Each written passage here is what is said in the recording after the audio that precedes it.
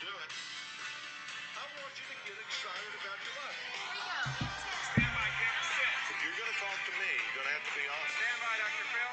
Showtime. This is going to be a changing day in your life. Stand by, A, and relay, check in. Go, Dr. Phil. All right. Thank you, everybody. Thank you, everybody. How we all doing tonight? How we all doing tonight?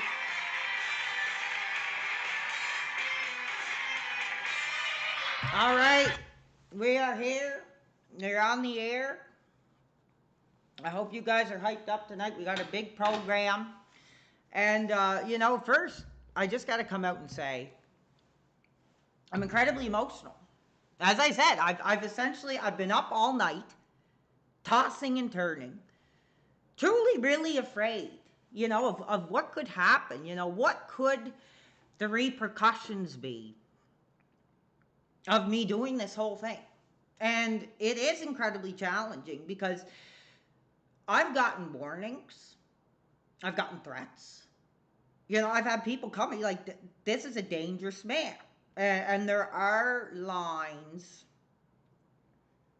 on this YouTube platform that you do not cross. And, apparently this is one of them. We're going to be speaking about this RTU dude. A lot of people have put forward a lot of bombshell allegations, a lot of claims, a lot of behavior. A lot of questions that need to be answered, and on top of that as well. I think a lot of fans, former fans, and people who feel they are victims are going to have their chance to come forward, as you can tell at the top of the screen. We have the Discord there, so at a certain portion of the program, we will be taking calls and we'll allow you to speak. How are y'all feeling? Are you emotional? Like I said, I put my life on the line every time I go on the air here. But this feels different to me. Had a lot of fans, concerned, saying, you don't know what this guy's capable of. You don't know the limits of what this guy can do. It very much came across as this very, almost mafioso-esque. Like you don't mess with the Mr. Machine. And, I tried to get it out of my head. I tried to get out there, go for a drive, do a lot of different things. So, what's on tap for tonight, you may be asking? As I said, we're going to try to look at things objectively. I really, personally, I don't know a lot about this dude. But I've heard a lot about him. So, we're going to come together. And I'm definitely going to be interested in hearing the fans speak. We do have some selected portions here of some on-demand video content that we will be covering, reviewing, discussing together.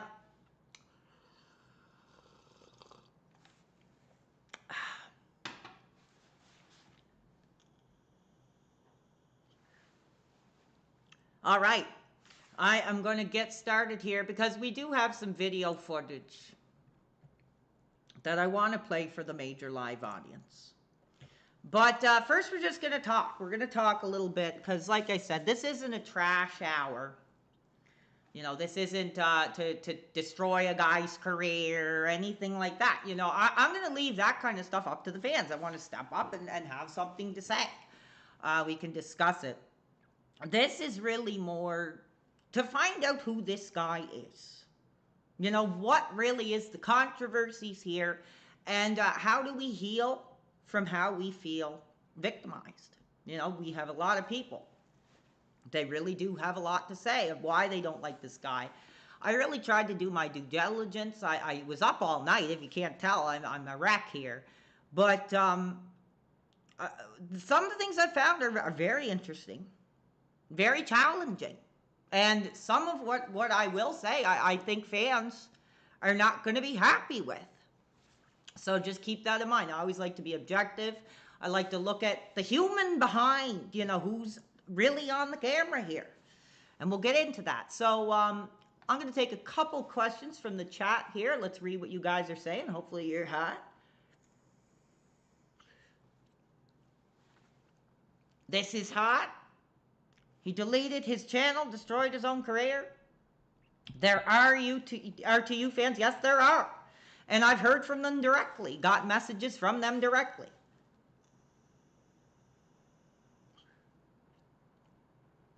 All right, so before we get started here, I'd like everybody, let's just take a moment in prayer, come together here, and like we had many, coming forward. We had Earl Cole. I reached out personally to Lex Luger himself, Mr. Luger, and I asked him, give me the strength tonight. Please, help me carry through with this. It's going to be incredibly challenging. But the fans demanded it. The fans wanted it. So let's get into it. So, first, oh, 1 second, because we did get an alert there. Thank you. We got Late for Nothing has donated $2 to the super chat. I will drive to New Brunswick to protect you. Oh, well, thank you very much. So, as I said, sometimes it's a little hard for me to interact with the chat when I'm just actually talking. So I will keep my eye on it. But I'm just gonna get started here. And I'm managing a very heavy cat on my lap here. Yeah, the fans are praying to Lex. Lex, give us strength. All right, so give me a second to get this poor creature down here before I really get hot and really get into things here. So, as I said, when I did the video on the other product, I wanted to start off, somewhat positively. So, I really tried to give it some thought. I know a lot of people aren't going to like this, but I think we have to do our due diligence here. And I really had to look deep inside and think of something nice to say about this guy. And from my perspective, RTU, what could I say? Even though I wasn't too familiar with him, didn't really have any controversies with him, he did reach out on one of my live programs, and whether it was for his own benefit, whether he was, saying one thing out this side of the mouth and then the other on the other, that's all well and good. But he did reach out to me early in the career, when I was probably at the peak of the career, and he did say something along the line of, hey, I like what you're doing, you're entertaining, and blah, blah, blah. So I gotta give that means a lot, whether you're hated, whether you're this or that. That's something nice I wanted to say, is, he did come forward, and like I say, I think that's what the other product should have done. He should have came forward and said that something similar. So that is out of the way. Now, we're going to get into like the real meat of this.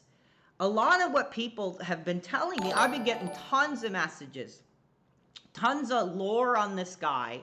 I really tried to look in deep and find, what would be the most interesting. Like I said, it's not going to be a total breakdown on like everything this guy's ever done in his life. It's just going to be kind of what I found interesting, what I want to talk about. Once again, we will leave the Discord open. Just a reminder, before we get into it, add me as a friend on Discord, PWR World Live, and I will make sure, I'll just see if we have any people sending me requests. And when we get to the call-in segment, we will take your calls. I'm really looking forward to hearing from the live audience tonight. We have calls already. Well, I appreciate that, but we're not at the call-in segment. So I have a selection of videos here. I'm going to go through that I found the most interesting, because one thing I did notice about this guy is it was a little more challenging to find certain clips of him compared to the other product. It's like the other product, people clip and they upload like everything. Maybe I didn't search hard enough, but I really did try, and I found a few things that caught my attention that I wanted to speak about, that sort of gave me an insight into what this guy is really about. And some things that are concerning, when it comes to this man and, what he's involved in and some of the things he's put other people through. So we're gonna start here, and this was sent to me, and this one is Review Tech USA has argument with wife live on the stream, and they make allegations that he's a deadbeat dad that doesn't look after his kids. Well, let's leave that to the live studio audience to give their thoughts on. We'll begin the clip here now.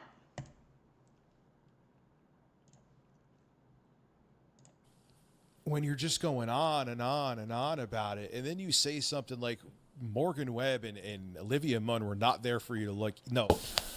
What? And as we talk about, the wife is at the door. She's been screaming since you left, Zach. You can't do this, Rich. Zachary keeps calling. She is going crazy, the baby. Mickey, you don't hear her? No, I did not. You gotta put her to sleep first, then do it. I can't, because then they got up at 4 in the morning.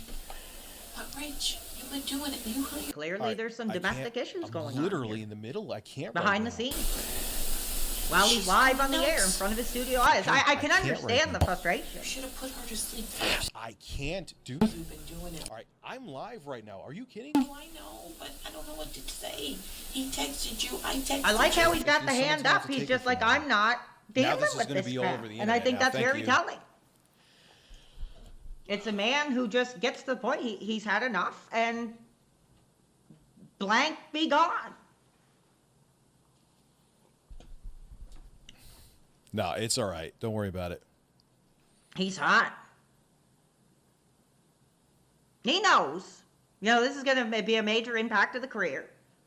I got people watching him, man. It's not that they're alone.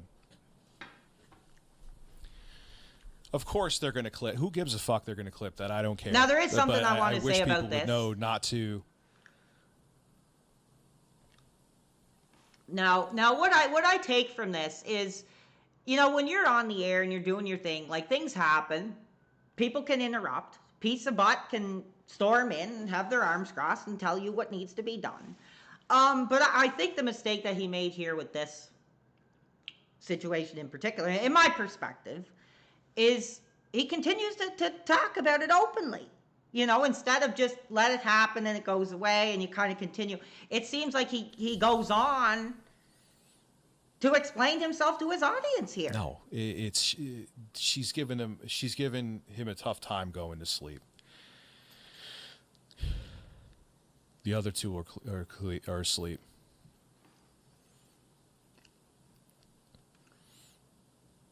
But what was I going to say is, can I get a cluck for starting my new PC? Yes, you can.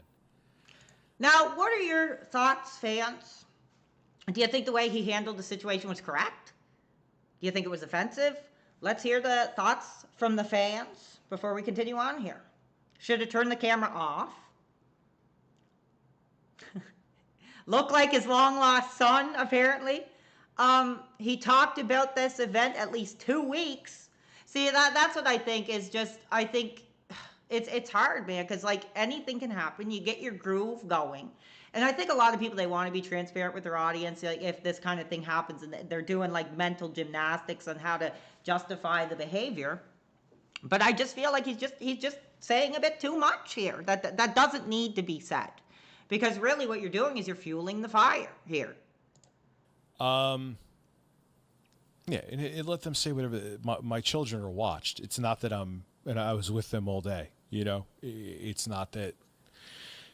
Here, I'm gonna go on pause for like 2 minutes, and Axel, how are you? And I'll be back in like 2 minutes. So let me just find out what's going on, because I hear it quieting down, and I almost don't know if I should go down there. But literally like 2 minutes. Here's birds.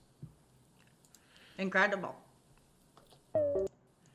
If He's I didn't back. stop to go check, she would have kept screaming.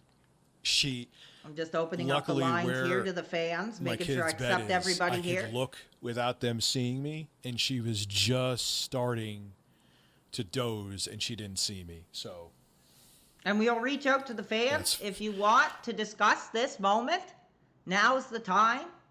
Let's take a look at the call list and see if we have anybody on the line who wants to discuss this major moment here in this man's career.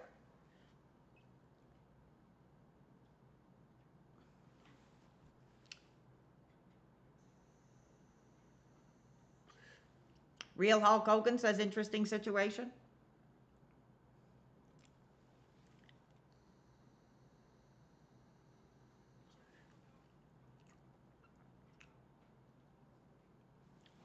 I am missing some of your calls because you're just not at. Oh, we do have somebody here.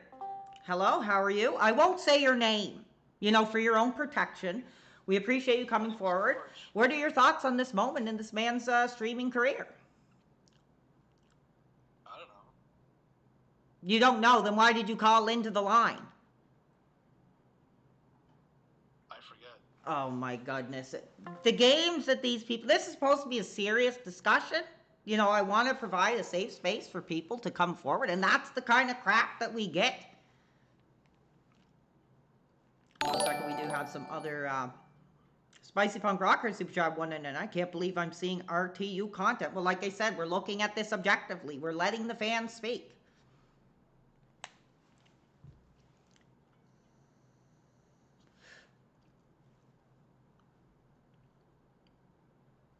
Maybe the fans just don't have that much to say here. I mean, is this something that's common in our careers that maybe just people don't have that much to say about?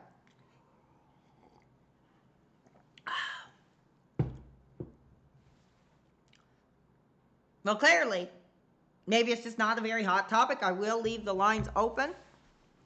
But like I say, those kind of things happen. Did he handle it correctly? I don't think so when it comes to how he explains it to his audience. I think that's, like I said, 1 second here. We do have a caller. 1 second. How are you doing? Are you here to discuss tonight's topic in an appropriate manner? Yes. I just wanted to say two things. One, that wasn't his wife. That was his mother. Oh, okay. Thank you for correcting me.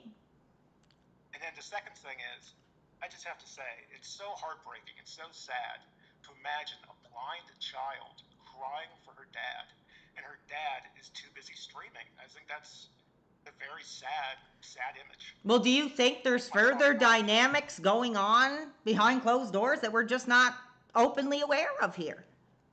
I could imagine that, but I also I don't know, I have a hard time being sympathetic to someone who doesn't care that his young daughter is crying. I think that's very sad. Well, here, I'm going to take a minute. I'm going to throw the situation on you. If this happened to you, and you were in this man's position, and your mother came to the door and told you a situation that was going on with your children, how would you respond? You have a major audience, and I want to hear how you would deal with it. I think I can understand being embarrassed and having a moment of being like, oh, I can't, I'm streaming. But I like to think that I would then tell the audience, I'll be right back. I have to go look after my kid, and I think they would all understand that. Yeah, I agree. I agree with that as well. Yeah, I think RTU is a blanking bad person. I'll say that. Okay, fair enough. You've had your say. Now, can I ask you this? Thank you. Were you ever a fan of this content creator? I never was, no. I only found out about him through detractors, I'll say that. Okay, fair enough. Anyway, I want to thank you for your call. Thank you for coming forward. And like I say on the screen, if you do feel victimized, feel free to report your abuse to the hotline that's mentioned on the air here. Okay, thanks for having me on. Yeah, no problem. Thank you. Thank you. I'm just responding because a lot of people just are messaging me saying, can I call in? Just call in. We'll get you on the air. You don't have to ask. But I do appreciate the gracious offer, coming forward. Let's see here.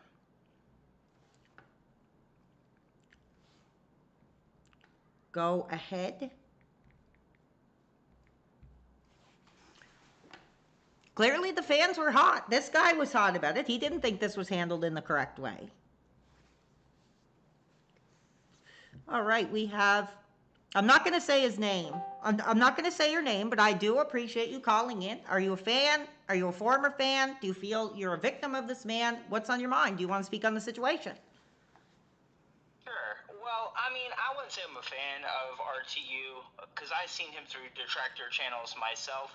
But I honestly didn't think he was that bad until the thing happened with his kids. That was pretty terrible. I mean, what kind of father would do that? And do you want to elaborate on what this situation is? Because, like I said, I'm an outsider. I'm learning all this right here through some research last night and here live on the air. So fill me in. All right, so essentially, from what I understand, the kid wouldn't go to sleep. He had his brother there because he lives in a duplex with his mom and dad, and then it's him and the kid supposedly on the other side, right? So the kid's screaming, he's streaming. Now the kid is blind from the medication that the doctors gave it, which is a shame.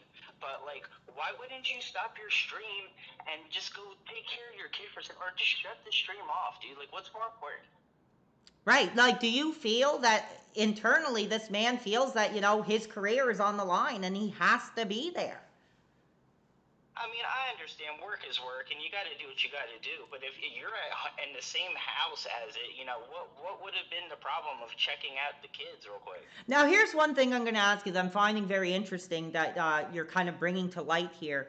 You explain the whole situation, how many kids there are, the living situation. How do you know all this?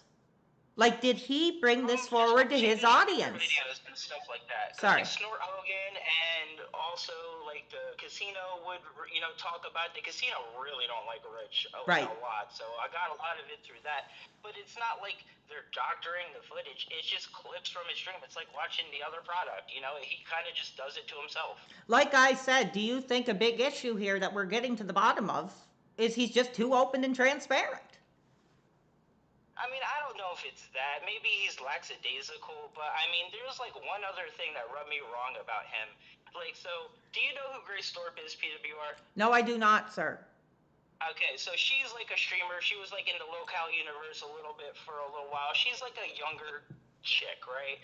So Rich approached her about coming to do content with him, and now her and her dad like kind of do the RV life thing, I think, or something like that. And he didn't know that dad was coming, so he was like all on board until he found out Ben Thorpe was coming. And he found out that they were like driving around in the city he lives in, because obviously he told her to come, but didn't realize that dad was going to be there too. And let me just say this too: she's like probably 20 years younger than Rich, so he's kind of a creep in my opinion. Well, do you think it was a situation of, him just not wanting to walk past the father to get to the daughter here?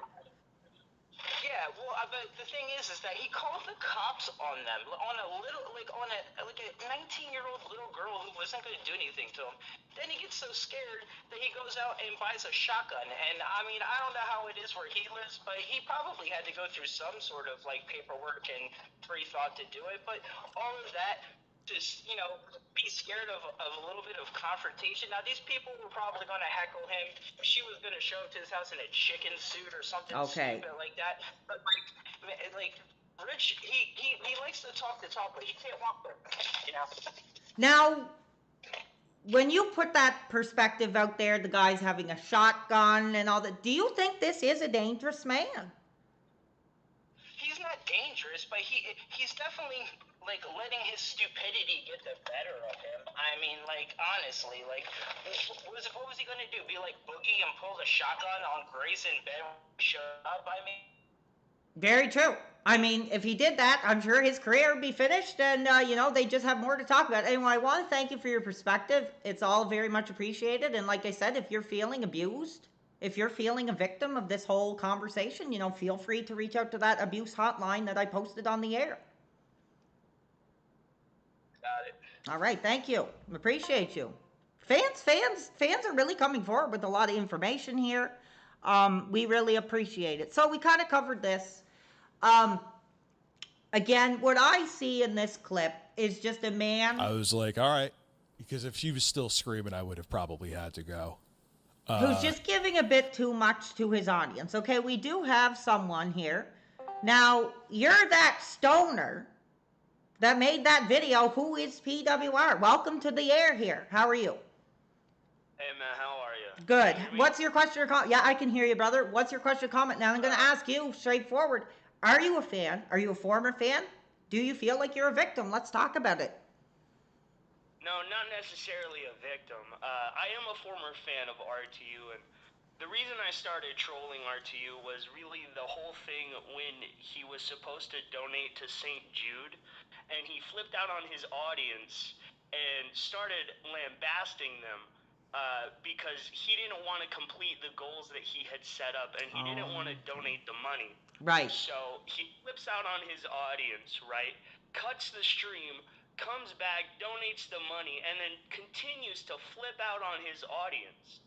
Now, why do you think that is? Do you think that, he wasn't willing to give the money? Do you think he wasn't believing enough in the cause of why people were bringing this money forward here? No, I think it was more so that he wanted the audience to accept what was going on with him. Right, and right. give him the leeway to, have that breadth of, room so he could finish the stuff, but people were more stringent than he wanted them to be. And Right. he just got super upset because they held his feet to the fire. And it's excuse me, don't, I'm sorry.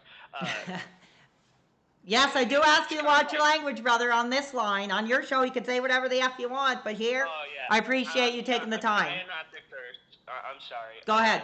And then I kind of lost my place. Let's get on to something else. Sure. He did the whole thing with the charity money and all of that Yeah. stuff. And it's like a cycle with him. He's done this before. He's done it again.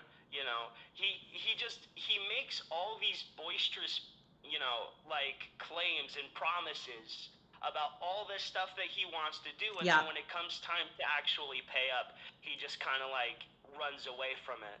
Well, I mean, we already got into the situation. This guy, he clearly has kids. He clearly has a family.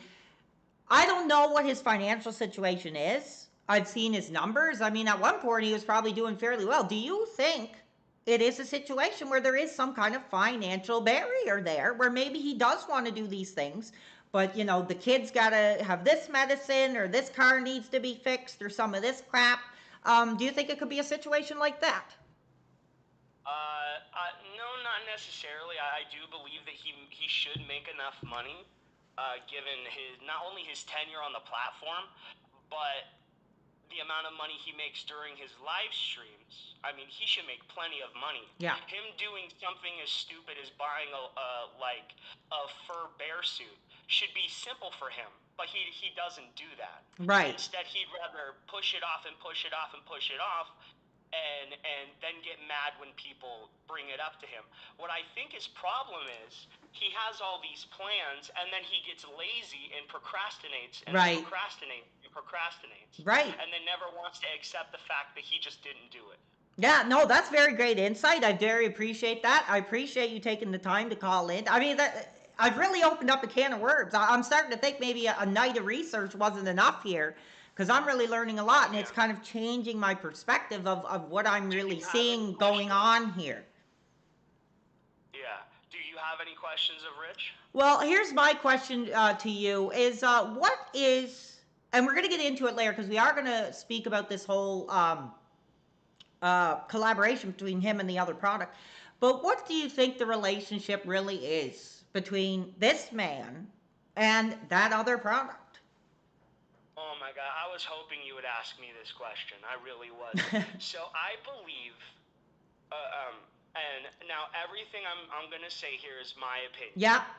And I don't know for certain because I don't know Rich personally. Right. But I believe Rich is a closeted gay man. He's afraid That's a pretty of his major feelings. allegation to put out on the air. Yeah, I believe he's afraid of his feelings, and he's really infatuated with Rich, or with Phil, and he's genuinely in love with the man. I mean, have you ever seen anybody else tattoo another person's face on their body if they weren't in love with them? We're going to get into that. We're going to get into my thoughts of that. But I find that a little hard to believe. I mean, that could be a possibility. But I mean, just from what I've seen, I mean, this is a very, I don't think this, this is my opinion, but I think it's pretty clear. This is a guy who has a very open sexuality. He talks about women. He shows the body. He performs certain acts as part of his program. So maybe he could potentially be a bisexual. And there's nothing wrong with that. Very I true, think the very issue true. that you're Yeah, I'm not having is saying that that he's just not coming out openly about it. No, I don't necessarily have an issue with it. I mean, he is who he is. Right. You know. Well, anyway, I want to thank you for your call. I want to thank you for participating. And I hope you have a great day, sir. And don't smoke too much of that crap now tonight. I'm already pretty deep in the hole. Oh over my here. goodness. Send help All back. right. Well, we got to get you off the air. We Thank can't you very have that crap on our air. So I appreciate your call, man. Let's see. Do we have anybody else before we move on? I'm going to accept all requests because we will be moving on to the next clip. I've sort of given my opinion on this situation.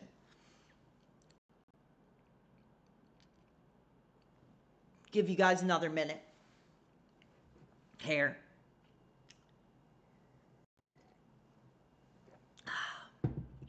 Okay, no, I'm not taking the same call. Did we get this guy? I think we did. Welcome to the air. How are you? Do you have something to talk about regarding the situation tonight? Yes, I do. Okay, let's hear it. When it comes to RTU, he kind of reminds me of Christian. Who? I'm not sure if you're... so, he's basically a person who's been documented for years. Okay. To summarize what I'm talking about is Christian. There's this one thing that Christian displayed. Christian? Christian? Yeah, Rich has done the exact same thing over the years. So you see, I believe Rich is kind of stuck in this comfort zone that he's unable to get out of. Okay. He's trying to do something. He promises the audience that he will do certain things. He's unable to do so because he's in his comfort zone. So you kind of agree with that other caller that he's a bit of a procrastinator, that he puts these big ideas forward to the audience, but he doesn't deliver on them, I guess is the allegation here? Certainly, but I believe it goes even beyond that. In my opinion, his whole life may be stuck in such way. Yes. So because he's unable to do, he's unable to make any change to even a small thing in his life. That's what we see with him as an entertainer. He's unable to basically do anything for his audience because he's unable to do anything for himself in his life. That could be true. I mean, that's a very interesting perspective. Like we say, there's always so much more that goes on behind closed doors. And that's a very interesting perspective. Now, I do want to ask you, just as somebody who's calling in, because we're really reaching out to the fans tonight. I've gotten a lot of threats. I've got a lot of warnings. Do you consider this man as a powerful and dangerous individual here? I don't think so. He's quite a bitter man. He certainly talks a lot, threatens people a lot. He has some maybe basic understanding of how copyright system on YouTube may work, so he may try to take advantage of some people. There was this story with PC, I believe, that he had remote access to. So he tried to give this to somebody and use it to spy on the person. I believe Good God. I believe he's the kind of person who he thinks himself to be a dangerous man, maybe a powerful man, or certainly he thinks too much about his own intelligence. He thinks himself to be too intelligent, much more than other people. But he's maybe average, maybe below the average. I wouldn't say he's much more than that. Right. Because he's stuck in his ways, I believe. I don't think he will ever change. Wow. Well, thank you for coming forward. And like I said, there's a abuse hotline. If you personally feel a victim, I would encourage you to call in. But thank you for speaking with us openly tonight. Thanks, buddy. Okay, Cheers. no problem. No problem. Now, we are going to move on to the next actually, we'll take another caller before we move on. So one more caller before we move on. I want to welcome you to our airtime here. This is a safe place to speak openly. What's on your mind when it comes to tonight's topic here? Hey, what's up, PWR? Good to hear from you. I don't think it's really that complicated, honestly. Okay. I think, so let me just give you some context. I was watching Rich, back when he was actually considered a tech channel. Right. And yeah, like I said, I watched about an hour of the documentary, and at one point, like this dude was groundbreaking. He was relevant. He was young, and now we're kind of at a different point in his career where we can really look back and see where he was and see where he is now. So speak on it. Yeah, so back then, there weren't really that many tech channels, you know? There weren't really that many, I would even say, consistent channels. Back in that era of YouTube, it was more about, people weren't always betting on it to be a business. They were more just hoping it would, right? And Rich kind of hit it big kind of early. Right. And this is way before a lot of the bigger tech channels that we know today, like Jay's 2 Cents or Linus and stuff. And so Rich kind of just got in this groove of just producing basic videos that are good for the background, reading an article. But as the quality of YouTube rose around him, he sunk below the horizon. Well, hey, who does that sound like? I mean, it's almost an exact parallel to that other product. That's what I'm getting. Incredible. I'll let you Rich is continue. not unique. Yeah, Rich is not unique in this situation. There are a lot of people from that era who this happened to, and some just bowed out gracefully, Yeah. right? And they understood, look, I had my moment. Hopefully I invested it. Rich didn't, but hopefully some of them did, right? Yeah, and I think it's like back in those times, like we would kind of enjoy whatever people had to offer a little more than now, where people expect like a certain level of equipment or professional content. Back then, you know, anything we could find that was related to our interests would hit. And we would follow it for quite a long time. And that's I'm getting emotional here because I'm being brought back to the peaks of my youth when I discovered that other product. Well, that's the thing. I think what happened was, because he wasn't really that skilled or unique, he was more just early and consistent, which is crazy to say he was consistent, but he was at the time. He was producing consistent videos. Because of that, people started looking for, okay, what makes this guy unique? And they didn't really find positives. They found negatives. You know, he complains about little things. He doesn't really seem to understand anything about tech.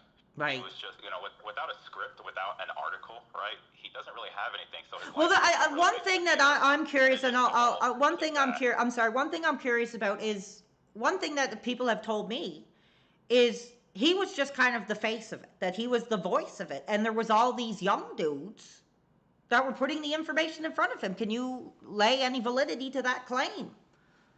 Yeah, early on, it was very similar with DSP and other people of that era. They had a pretty good relationship with their chat, with their commenters, because it wasn't really a live stream back then. So people actually were just kind of almost like a radio show, but without it being live. They would just say, hey, here's a link.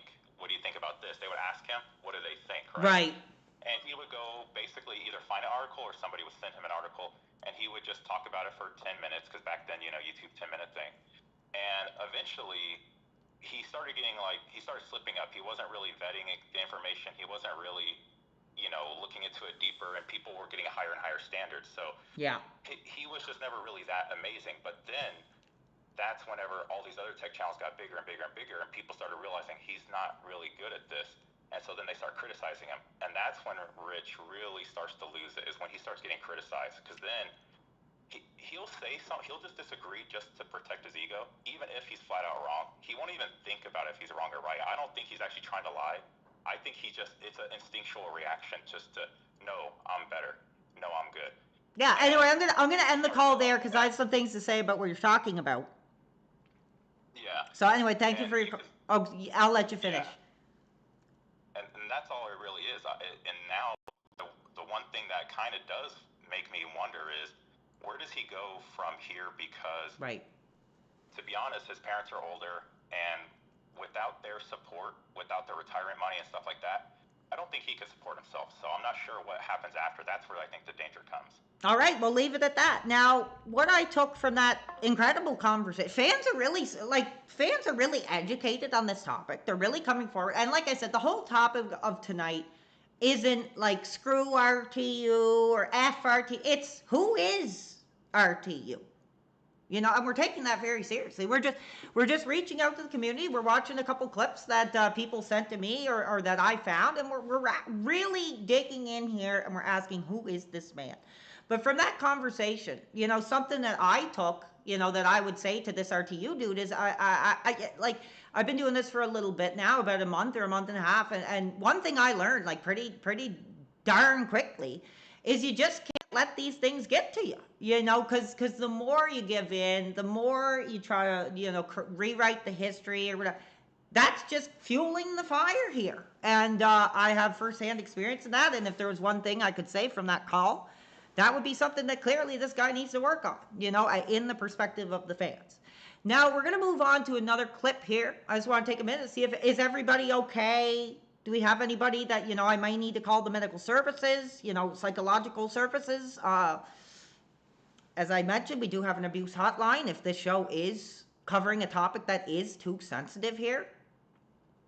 So I just want to take a quick break, make sure everybody's okay here and comfortable with the subject matter we are covering.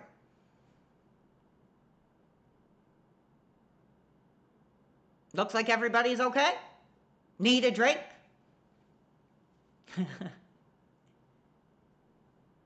Thank you for the kind comments. I'm glad you're enjoying this coverage.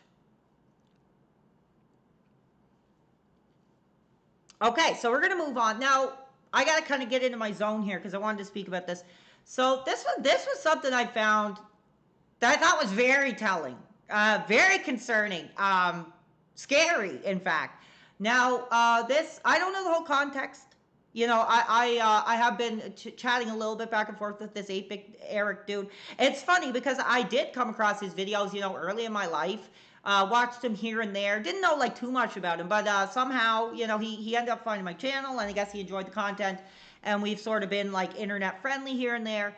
I try to support, you know, what he's doing. I don't know what he's into. God only knows. But he's been very kind to me. But apparently, like, these two have some kind of feud together. Now, that's not really the context that we're going to get into here. It doesn't really matter who the feud is with. But this clip in particular really did speak with me. And like I said, you know, these are dangerous men, powerful men. And you really don't know what lengths they will go to when they're hot, you know, when they think they're in the right. So here is a short clip here, and we're going to get the reaction here. Like I said, if you want to chat about this topic, add me as a friend on Discord. We'll play the clip. We'll get your thoughts. And we'll do our thing. So here we go. This is RTU getting angry watching 8-bit Eric. And just listen to this response.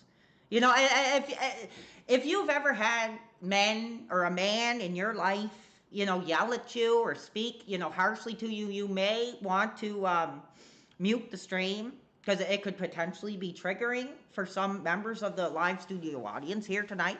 So I'm just going to give everyone a few seconds here that if you're uncomfortable with this subject matter, you may not want to play this clip. So here we go. I'm going to give everyone a warning, and here we go. Somebody needs to go and take his keyboard away. Maybe his father could do it, or maybe his daughter that he should be taking care of should. He gets hot here. I don't think I've ever seen him this hot.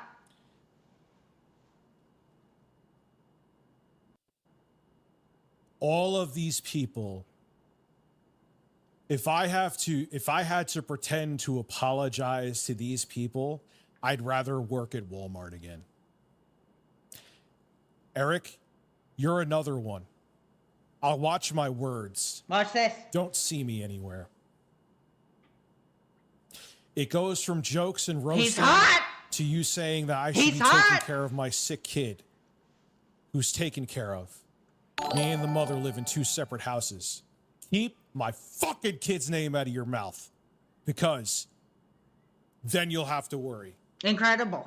And I don't think anyone here will hold that against me. Now I'm, to be honest, being in the spot I'm in here right now, doing this coverage, I'm scared. You know, I'm fearing for my career, my life, my livelihood here. You heard him say it, you know, you don't want to see me in person. So like I said, a lot of people want to call this guy like a pushover, or that like he wouldn't do anything. But you heard it right there. He's ready to throw down with this 8-bit Eric dude. I don't know how long. It says this was 6 months ago. I don't know exactly when this took place. But you really see the anger coming out here. You really see the fire burning here. Like, again, it could be that classic situation of the aged lion, being challenged here for his youth, his vitality, his relevancy, which we spoke about prior. But I mean, it was incredibly troubling. When I watched this, I was like up all night, terrified. What am I getting myself into here? Along with all the warnings, the stories that people sent me, don't do this, don't do this. You don't want to cross this line. When I seen this, I couldn't help but think of him saying these exact same words to me. Now, I will say, I kind of get it, when family get involved, emotions can get hot. People say things. His face is beat red, and he was clearly hot. I don't think it was an act. I don't think it was a character or any of that crap. I think he was about as hot as I've ever seen him here in this moment. Eric clearly touched a nerve. And we don't know if these two still have heat at this time. I'm not sure. Let me know. We're going to open up the lines and let you guys speak about it. So we have Free Woo, good friend of the channel. How are you? Are you ready to discuss tonight's sensitive topic here? I am. Can you hear me all right? We hear you, brother. All right. How you doing, man? Been a while. Pretty good. I mean, I'm terrified for my life career, but I'm here and I'm with you guys, so I feel safe. Once I turn the stream off and walk outside, it might be a different story, but let's see where it goes. What's on your mind? Good. That's what I want to address. So, the fear for your life thing. Let me just say this. In the online content creation realm, if you're going to bring kids into it, you got to be ready for smoke like this. Yeah, I agree. I do agree with you. I agree. I do agree with that. Because people will get the most defensive when you start to go into kids. Yeah. So I think, like, as far as you go, as long as you stay away from the kid topic, bro, this guy's calling RTU a shitty dad. Right. He's neglecting his dad. So, RTU's a piece of shit. Like, a lot of us agree he's a lol cow, he's a piece of shit. Oh, excuse my language, let me change it. He's a piece of trash. Okay. I appreciate appreciate that. Yeah, I apologize.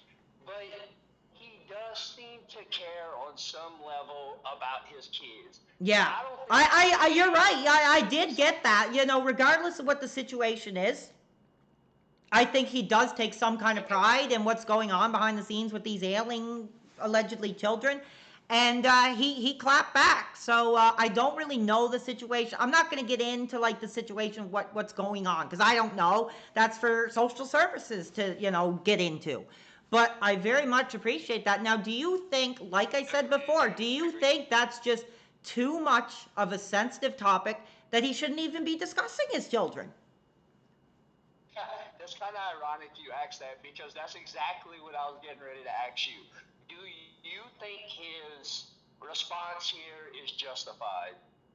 It's hard to say because I don't know the exact situation, but I think if you have a lot of people that don't exactly know what is really going on and they're throwing out those kind of claims, you're going to get hot about it. Like I said, I mean, it's very challenging because I'm trying to look at this objectively. I'm not going to be like, no, he is a crappy dad and blah, blah, blah.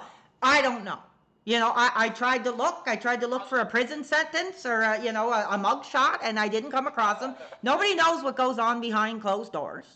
But either it's a very sensitive situation or it's just a situation that he's better off just not engaging in. See, it's weird to me because, like, I feel two different ways. Being a parent myself, right? If somebody even mentions my kid like this, I'm coming unglued. Like, this is my response. I don't blame him. But I do see the other side where, as a content creator, you need to be able to conduct yourself under fire in a professional manner. Yeah.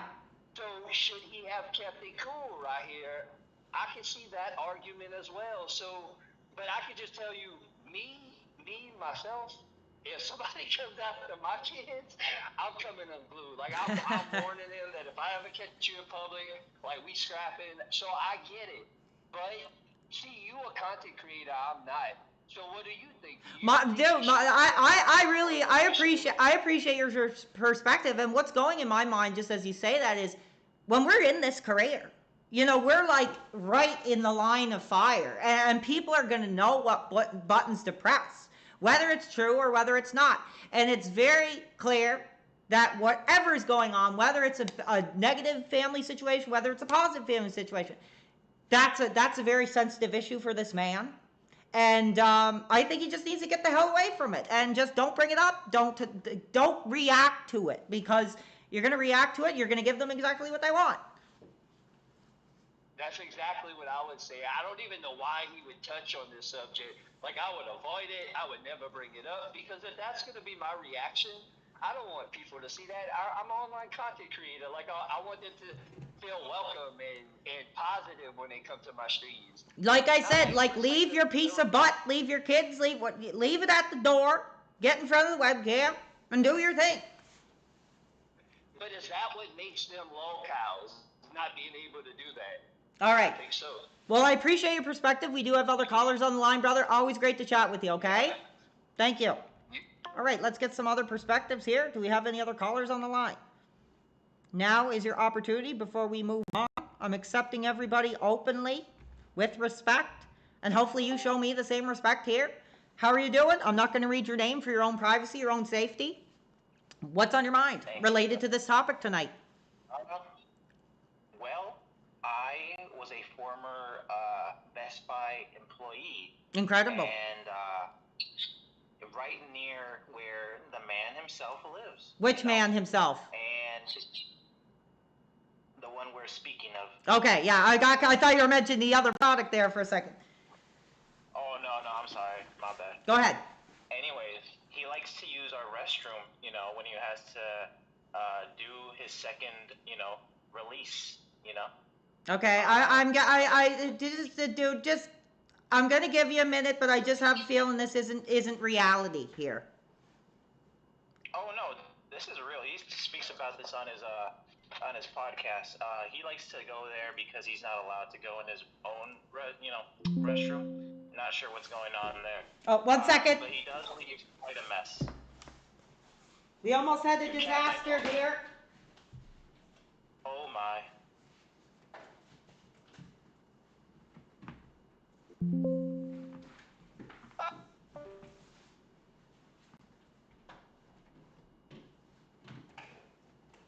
Fans, I apologize here.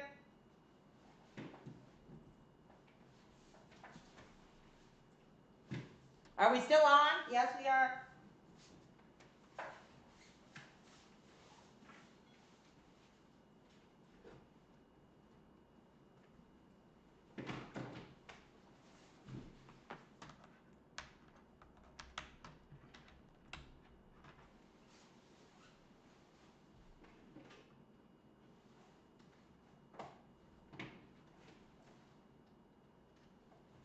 Okay.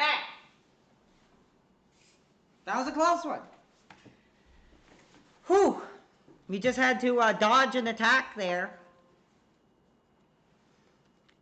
I thought I seen a red light coming on me here, and I had to duck down, you know, for my own safety. I thought, perhaps, somebody had some bad men stationed outside my door there. I seen something flash in my eye, and I had to get down. I'm sorry. My heart is pounding here. That's what I'm saying, the risks I'm taking, just to cover this topic. And I'm afraid for my own life here. I don't know if somebody's going to take an attempt out. Hopefully, it was just something reflecting off of the laptop here. But I seen a flash of red go across my eye there, and I had to get down. Good Lord. Okay, let's continue on. I'm incredibly, about to have a heart attack here. Let's see, we got Crab Boy. Harry, oh, whoops, I didn't mean to say your name. I'm sorry to compromise your security, your privacy here. What do you got to say about tonight's topic? Man, you got me worried because you're my new favorite guy on YouTube. Thank you. And when you start talking about these kinds of things, it makes me a little nervous. I'll Yeah. be honest with you. Oh, yeah, same here. Like I said, I mean, I want to look at this objectively, though. I want to do something different. I'm not here to trash the guy, to slam him. If there's something I don't agree with or don't think is appropriate, I'll speak about it. But it's a little different than what you're going to get from some of these other boneheads.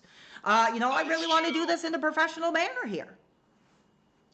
It's true, it's just when you're dealing with, dangerous people like this, I just wish you were doing your relationship show so I can get advice from a 13-year-old not fucking guy. Oh, okay, yeah. Disgusting, inappropriate. This is not the time for that crap. I just potentially could have had an attempt on my life here. And that's the kind of crap that we deal with. No, I'm sorry. I had to call it out right now. It's abuse. That I have a certain level of language that I don't tolerate, especially in these more serious situations where I'm really trying to present a topic appropriately here. And you have no place in my career here. Okay, let's accept some more people. Let's get this back on track here and bring it back to a serious manner. I'm all hyped up. I'm sweating. I'm kind of nervous looking out my window here and looking over my shoulder, but good Lord. I mean, let's see. We got this other person here. I'm not going to read your name. I got to make sure I respect your privacy. How are you doing tonight? What's your thoughts on related to tonight's topic? I'm good. I'm sorry if my audio is really bad. I'm actually driving right now. Yeah, you're good. I promise my eyes are on the road. You're good. I just wanted to call to let you know, because you were asking about if you could. You said that you didn't see any evidence that Rich was not a good dad. Right. I just wanted to let you know that I believe it was Keemstar actually who first brought this stuff forward, but his ex, well, I don't know if they were ever married, but his ex, the mother of his child, Lauren, and I'm not doxing her name, he said her name publicly. Okay. Lauren posted on Facebook that he had, when his daughter was sick and in the hospital, when she'd just become blind, that he refused to go see her because he was too busy. I think he was playing Skyrim, or maybe it was like Dark Souls or something like that. But that she had posted that herself on Facebook. Now, you're clearly a woman, I would assume. I am, yeah. Now, here's what I'll ask you, and I know you don't have much time because you're on the road. If your man did that, how would you respond? Let us know openly. Would you tolerate that? No, certainly not. But I'm also not a super public person, so I wouldn't be posting it on Facebook. Right. I would be taking it straight to the judge. Yeah. And, requesting. Well, yeah. Even the fact that you did that probably compromised anything that would have came of it if there were some serious serious charges there to be brought forward. Yeah. Well, I'm not saying like charges necessarily, but like, I would be asking probably for money, since you don't want to come and visit and take care of your child. Well, then you're gonna have to pay for it. Right. So. Well, that's your view on it. Yeah, I appreciate your perspective. Like I said, from a woman, clearly, that is a sensitive topic, and we've only spoke with men, so I'm glad you could provide that information and also provide your perspective on it. Yeah, of course. Anytime. All right, you have a great night. You too. Thank you. Yeah, no problem. Let's see. Do we have anybody else? And if we don't, we will move on. Fans, I'm emotional. I'm hitting that second gear here. I don't know if I could do this. Is my life worth discussing this man? I don't know. Let's see. We got another caller here. We'll take another one. How are you doing?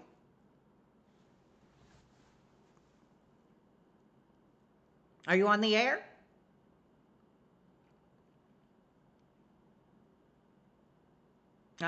He does not seem to be on the air. We will disconnect. And we will take... Oh, we got a legend to the channel here. I won't say your name for your own privacy, your own safety. You're a legend to the channel, brother. What do you got to say about tonight's topic? Hey, how's it going, Mike? It's going good. Well, I just called in, right? Just a few things to say. Sure. Here. So, now, can I ask you first, are you familiar with this man that we're learning about here tonight? I am. Okay. I used to watch him when he was actually all right. He seemed like a normal sort. Right. But over the years, right? I think being eternally on the internet, it does something to you. And unfortunately, he's going the same way as a bunch of other great content creators of our time. Yeah. And, you know, the fact of the matter is, right, there would be no controversy if he had simply gotten up from his chair and gone to see what was wrong with his child. Right. Seriously now, I ask you, if he had said one moment, gotten up, and then come back to the stream, would there be a controversy? Well, here it goes back to what I was speaking about, and the other caller. If you heard the other caller, like they said that the partner or whatever was leaking all this stuff. But do you think that this man, you know, has just been willing to put too much out there, too much that appears to be sensitive to himself, and now he's battling against the fans, you know, with what he's putting out there himself? It's cracks in the armor. Right. If you heard that expression, cracks Yep. in the armor. Yep. So, right. It's surprising to me that for years he's done content on all sorts on the internet. Yes. Right. Yeah, he seems to be, from what I understand, a very versatile man who wants to try to adapt and change with the times and you know, try different things. I'll give him that. And the drama content, right? That was his bread and butter for about a good 5 years, 5+ years now. Yeah. Up until he deleted his channel. Right. Here's what I want to get into. Right. When you have other creators like the other product. Yes. Right. Who's not necessarily a good sort himself, but morally speaking, has not done something as reprehensible as not going to visit your child or not even getting up when your mama's pleading for you to come check. Well, I mean, wait a minute. I'll stop you right there, because what about these allegations of the other product not visiting his dying parents here? Are we not seeing the parallels here? I don't want to point fingers because I don't have that set in stone. What Right. we have in stone is the video of him saying he's busy, he can't get up, go see what's wrong. Right. Right. The thing with the other product, it's not in stone, so I don't want to say anything out of turn. Do you understand what Fair I'm saying? enough. Here?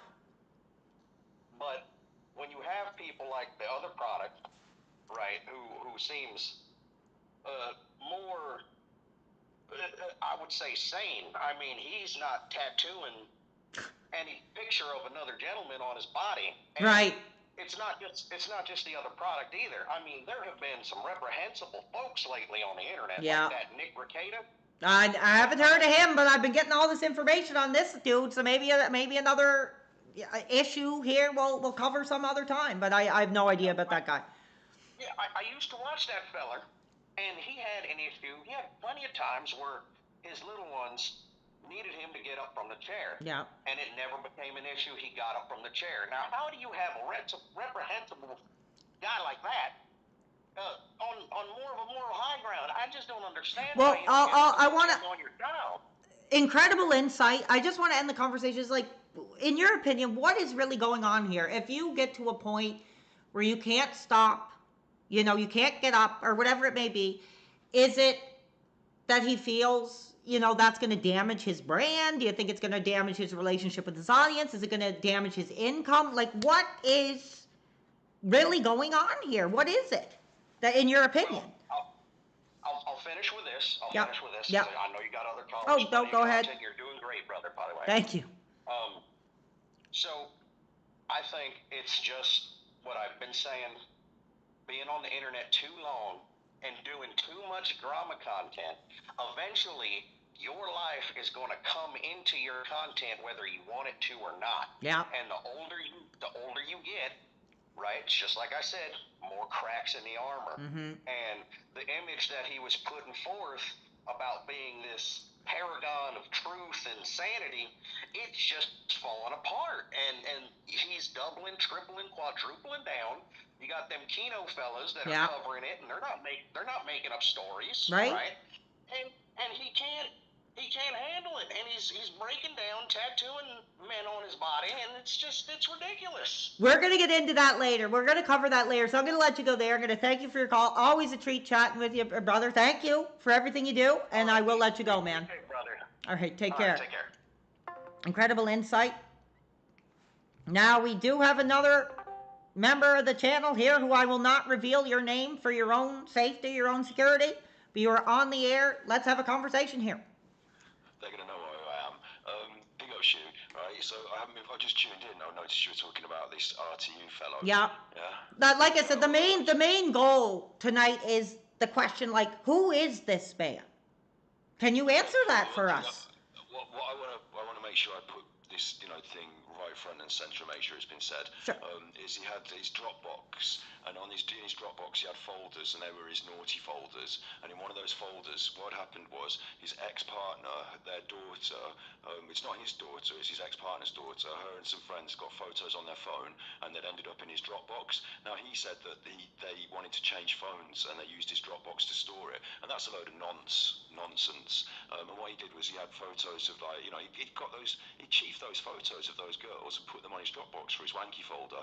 So he's a big nonsense. So you're making the allegation, I guess, that. He said it. He showed it. He talked about it. It was all brought up. He was the one that said this stuff. Like the fact that the photos were on his Dropbox, the fact that the folders were on his Dropbox from that woman's daughter. Well, no, I'm just struggling a little bit with the language you're using. So you're making, and like, unless he did it in front of the camera, like, we don't know, unless he admitted to it fully. But you're saying that this man gave himself a biological release over these daughter photos. Is that what you're putting out there? Okay, I would say, in my opinion, it is alleged. Okay, yeah, alleged. That's the issue that I'm struggling with here, because it's like. Listen, in the real world, what is he doing with those pictures? Right, yeah, that makes sense. I think that's a better way of putting it, is like, why are they there? I think when you talk about, what was it, bikini or something, because we're going to cover that. But in my opinion, what I would say is, couldn't you find another picture if you really valued those children enough? Like, I think there would be other photos that would be better in your possession than crap like that. I don't think those children knew that those photos were in his Dropbox, like he said. Right. I think he got their phones and stole the photos so that he could have them to look at them privately, and that's what happened. And that's really, really, really bad in itself, whether he was pleasuring himself to it or not, which, it depends on whether he can actually get it up. But I don't know, I think it's really bad in itself. I just think that's enough for it to just be really, really, really bad. Yeah. Really bad. Well, it's not a good look. Bill Cosby, Michael Jackson. No, not Michael Jackson. He was all right, but Bill Cosby bad. Epstein. No, not as thoughtful and carefully planned out as Epstein. Just Bill Cosby bad, probably. All right, well, thank you for bringing that forward. We will be discussing that later, so I will let you go, brother. Always great to chat with you, and hope you have a great night. Yeah. Thank you. Shouts out everyone. Yeah, be good, and if you can't be good, you're naughty, and that badass. Okay. Let's see. We'll take one more, and then we'll move on. We got a lot of callers tonight. The lines are hot tonight. Welcome to the air. Hopefully, you feel safe. Let's have a discussion. What's on your mind when it comes to the man we're learning about here tonight? Well, actually, the situation I think about this guy, it is akin to, how to put it, it is akin to the. Are you there? You cut out. Yeah. Oh, sorry. I'm still there. I don't know if you hear me right. I hear you now. Okay, so what I was saying is mostly about RTU and other guys like that, like the other product. Right. And the Mexico ailing, tortoise eating co-host he had for one time. I think those guys are basically, they morphed over time in those soft shell, soft shell, sensitive people, mostly because they are not able to separate between reality, what is, and what is represented through their actions. Right. Well, it's like the other caller said, the armor gets worn down. People start to recognize what pushes your buttons, and you're going to lash out at that, and it's just going to make you more vulnerable. Exactly, but I think it goes even deeper than that. It's some kind of mechanism that people use. I don't know how to put it really, but it's mostly as if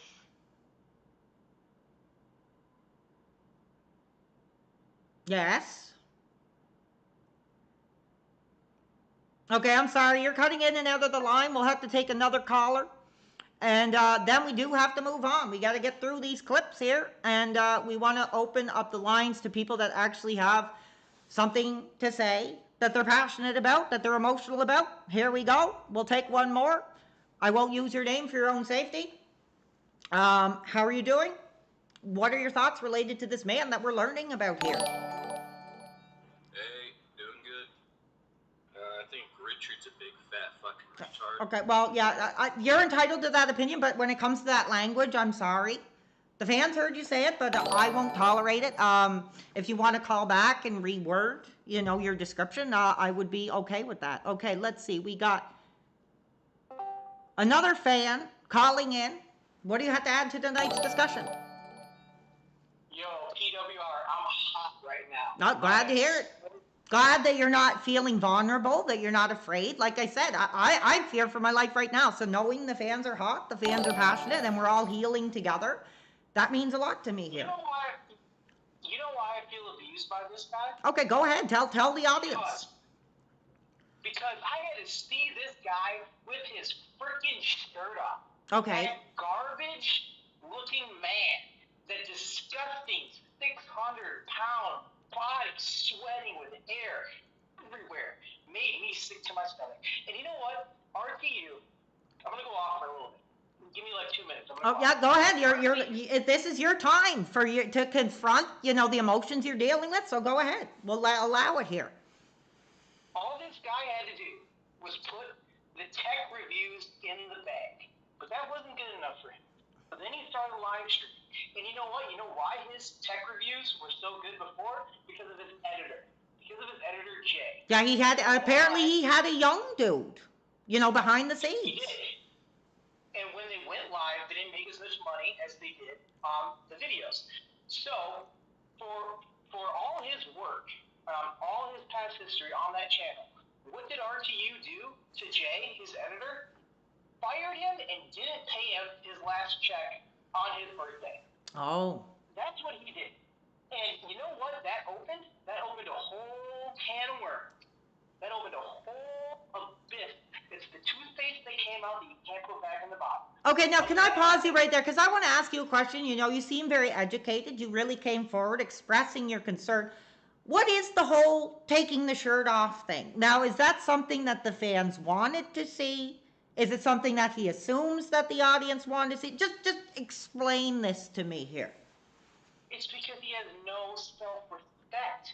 It's because he is so desperate for money, he throws it up there as a $50 goal, and people wouldn't give it to him so that they can clip him and say, look how ridiculous this loser is. He's taking his shirt off for $50. Like, come on, how self-deprecating can you be about your body to be like, oh, let's not have everyone laugh at me for $50. So are you the way you're putting it, because I'm really struggling with this, are you saying that you feel that the fans want him to do that to make a fool of himself, that nobody actually wants to see him with the shirt off, that they just want to play into it and get him wrapped up in some kind of garbage here? Yes. You know how the other product says once you put the clown makeup on, you can't take it off? Right. This is RTU. He plays the world jester. He is the clown that when you tell the monkey to dance, he dances. He dances because he is so poor that he can't afford anything. He ate it. You want to know something disgusting? This man put a pizza. He sat on a pizza naked. He sat on a pizza, put bugs on it, and ate it. Okay. For money. Shocking. That's how much of a, excuse my language, that's how much of a whore this man is. Now, do you think that this kind of stuff you're talking about, the nakedness and the bug eating and the shirt, does it work for that audience? No. It's detractors just wanting to get more clips of Rich looking like a clown. Right. That's all it is. And he's accepted his role as a clown, which is really weird because he wouldn't accept it when he went on Low Call Live. He wouldn't accept being a clown. He tried to get serious about things. It's like, dude, it's too late, bro. It's too late. You're a joke. You deleted your million subscriber channel, which would give you at least $600. Now, I'm going to stop you right here because I can tell by the tone of your voice you're really struggling with this, that you're really coming out about your trauma, and I would implore you to please call the number listed on the screen and report it to them. I'm going to let you go, but thank you very much for your call and your bravery, you know, for coming forward in that manner. Anyway, I do have to read one of the first contributors to the channel.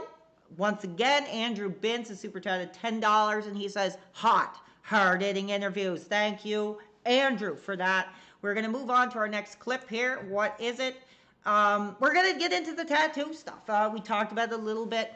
Now, I just want to say, this is when it really got to a point for me where I was kind of like interested in like, what is really going on here? You know, like when I first was familiar with this RTU dude, like I just thought he was like another detractor of Phil. Back when I was a fan of the other product, I was calling for him to be jailed and just that kind of stuff. That's all I really knew about him. But I think there's clearly something else going on. Is it shock value? Is it genuine appreciation?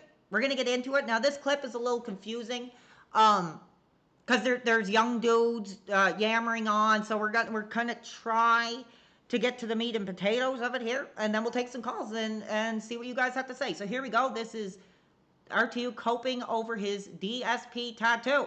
Then we got Oz Cobb, friend of the channel. Once said that I was going to go viral. Oh, it's going to go viral. Never said it. Like, all right, yeah, no, I did say I was going to get attention. I never once said viral, though. That I'm sure. Man, like, no. This is funny as hell. This is why Rich is a low So let me go back there. I just want to viral. get the It's gonna context go of that viral. one more time. Oh, it's going to go viral. Never said it. Like, all right, yeah, no, I did say I was going to get attention. I never once said viral, though. That So he's claiming it was for attention. Not sure what I think about that. We'll have a conversation with the fans. I don't know if that is the intention. That's what he's saying here. But let's continue on. Let him speak. I'm going to try to wave past these young dudes and their word salad here, but we're going to do our best. Like, no. This is funny as hell. This is why Rich is a local, man. That'll go viral. You want to know something that's going to go fucking viral? You want to know something that's going to go viral? I don't give a shit that people think I'm weird or whatever. Fans, I apologize for these this. guys anyway. Good point. Good point. He's one of the people that prove that age does not equal either maturity, intelligence, or emotional stability. Yeah, coming from three people who grift. I don't know these guys, but I'm pretty sure by what they're saying, they have the same mindset as him. Emotional stability. This guy has been a clout chaser for years. The narrative I'm hearing from someone else is that I was strapped for cash for 5+ years. Yeah, see, what I found was when I was trying to research this topic, a lot of the clips were really hard to come across. It was a lot of people talking over him, a lot of people cutting in and out. So we're getting into this whole tattoo thing. I'm going to give my opinion on it, but I also want to speak with the fans about it, see what you guys think is really going on. But we'll continue for a few more minutes because it's hard to wade through. I just want to hear the man speak and give his take on it. I don't really care what these young dudes have to say. Let's continue on. Yeah, it's a joke, man. It's a joke. Honestly, I think that's a bit too far. Like I said, like he gave his body. He literally gave his body for this industry. I think it's a bit beyond a joke. Some people have different preferences. You know, me with tattoos, like I personally would never get like an entertainment tattoo. Some people do. They'll get Pokemon or Spider-Man or whatever. I personally wouldn't do that. I think it would make more sense if he had more tattoos, maybe. I don't know if he has tattoos. Maybe he does, maybe he doesn't. But it just seems like a very bizarre reward. Again, it's like that other caller said. It's like he's kind of setting himself up for it. He's kind of lining up the dominoes and letting the trolls and the haters knock them down. And leading him down this path that I don't think is a good path to go down. Is it going to get some kind of reaction? Is it going to go viral? Is it going to get attention? Yeah, it is. But I mean, it's something that in both ways, you're going to have to live with the rest of your life. And if, like, Jesus Christ, if for some reason, which I won't do because there's no fucking reason, I'll get it lasered off later on. I don't understand the big deal. You do shit funny because, like, hey, when Rich gets a membership goal, something worth it comes now out you of have it. a tattoo. Like there it is. There's the glory shot of it that we seen on the X. Of Phil when he was caught jerking off on stream. Like that is Like again, it's like if you look at that's a pretty intense place to put a tattoo. Like some people were saying, you know, he was gonna put it on his bottom or whatever. I like maybe on your leg or like something, but that like he is, and people have said this, he is gonna be looking at that every day. And I think in some ways he's gonna have a starking reminder of where his bread is buttered.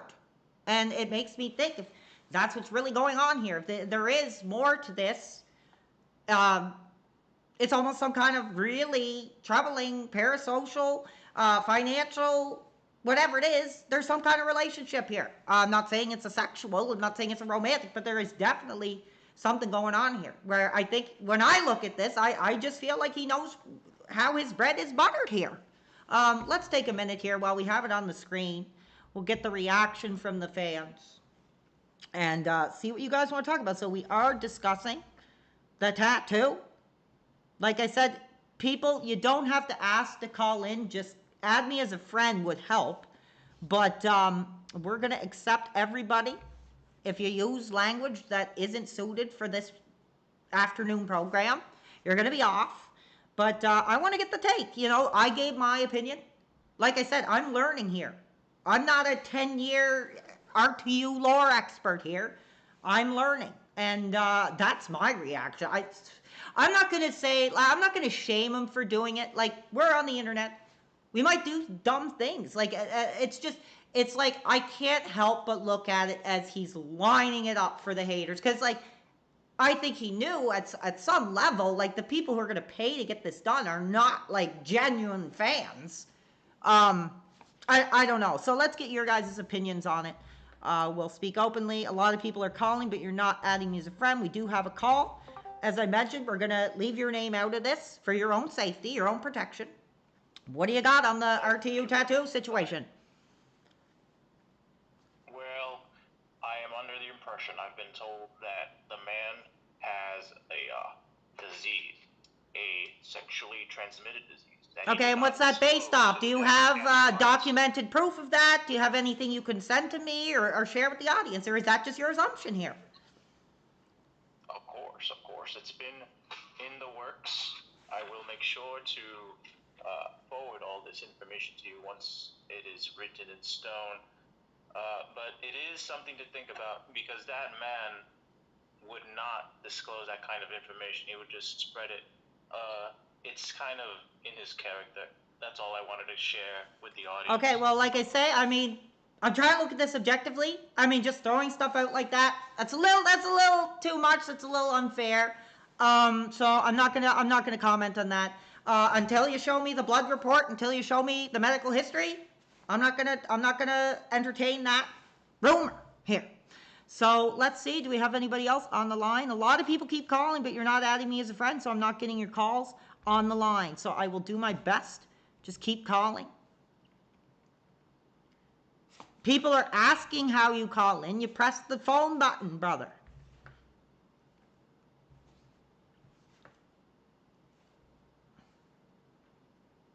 All right, we'll give you guys another minute here.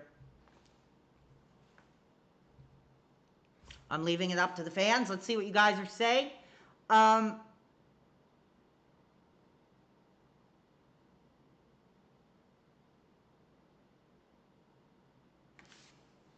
right, we got some calls here. How are you doing? Like, again, I will leave your name out of this for your own safety, your own protection. What's your comment on this RTU tattoo situation? Well, there's a lot when it comes to RTU. I've been a fan of RTU for close to since 2012. Incredible. And there's a lot. You know, this is a deep rabbit hole. Right, but we're talking about this tattoo situation, so just keep that in mind. Definitely. So when it comes to the tattoo, he definitely defrauded his members. How so? I haven't heard this major allegation here. Well, here's the thing. This isn't the first time he's done this. A few years ago, he did a membership goal for the Nintendo Switch giveaway. Well, he did do the Nintendo Switch giveaway. He gave away 2 Nintendo Switches, but then he said, well, if I hit this certain number of members, I'll do it again. Okay. Well, he gets to the certain number of members, and then the day of the drawing for the Nintendo Switch giveaway, he cancels it. Okay, yeah, that seems to be like a repeating pattern of behavior that a lot of callers are bringing up. Now, there's something else that's happened too. So this would have been summer of 2023. Okay. He was supposed to do a lot of stuff. He got a bear suit. Never worn the bear suit. He was supposed to play 12 hours of Pokemon. No. Never did it. Now he had some subscribers. I'm gonna do a call out real quick. Wes. Okay. One of his fans sent a ton of money into Rich to do. How much are we talking here? I know at least $500 Wes sent him to play Pokemon. Wow. For 12 hours. Lots of money. Yeah. Lots and lots of money. And in this economy, absolutely. So here's what happened. He didn't do the goals, and he said that he would donate the money to a good cause. So he donates the money to, I believe it was St. Jude, but there's a clip out there of him donating the money, and I mean he loses his mind when he has to donate that money because his fans kept calling him out about it. Right, but here's what I'm struggling with is what do you think do you think there's an issue behind closed doors of why these, requests are not being brought forward to the audience here? What's really, in your opinion, what is really going on that's stopping these goals from being met here?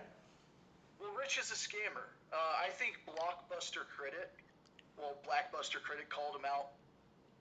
Also, Ian and Pat and Ian of the CU podcast, they said the same thing. They said that Rich and Jay are snakes.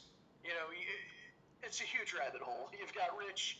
You've also got Jay, who's another snake, and another grifter. Now, I don't know who this Jay that you're referring to is. I'm assuming he's the young dude, I believe, that was kind of in the back for RTU here. He is. He's Rich's old editor. Okay. But just a huge rabbit hole with these guys. Also, another shout out, Nathan Sujanin. This guy was one of Rich's biggest fans. Uh-huh. Now, it's come out that this guy was like into a lot of pedophilia, a whole bunch of weird please stuff. watch your connotation on that term. Allegedly. Yeah. Thank you. There's been proof that's come out.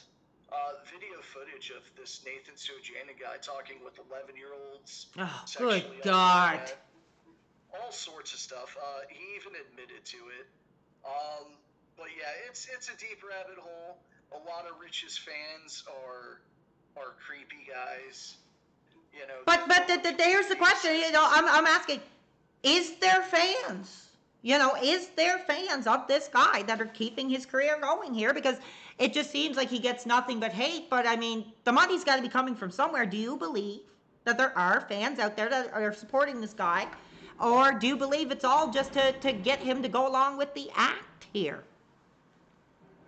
Oh, no, there are definitely people that are supporting Rich. They're just delusional. Okay. Incredible insight. I'm going to leave it at that. Thank you for your call. Again, we are talking about the tattoo.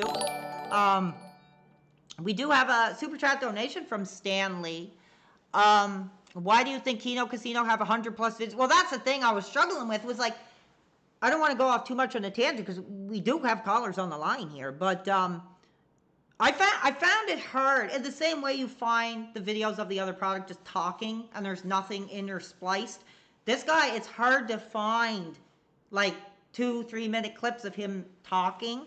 So I really struggled with that. So I did the best I could. But yeah, like I didn't really want to get into casino stuff. I think I have one video here where you're going to kind of briefly go through because I find with the casino that like it's hard for me to like cover it because it's just I don't really know a lot of what they're talking about. But we do have a video, I think, from the casino. Hopefully they don't try to take the career down here if I play it. But We'll get into it, and that's related to that Dropbox situation, so we can try to understand that a bit better. And then we also got Zach Atkinson with $5. RTU is a weirdo. He mixes music using the quotes of known people that harm blank. He surrounds himself with that content. It's scary PWR. Yeah, that's one thing I wanted to look at was his music, but I didn't want to play it because he'd probably, try to end my career or something. But, what's stopping him from making this great music? I haven't heard it yet. If somebody wants to send me, a sampling, I won't play it on the air, but I'll listen to it in my own time, and maybe I'll give my feedback at another date.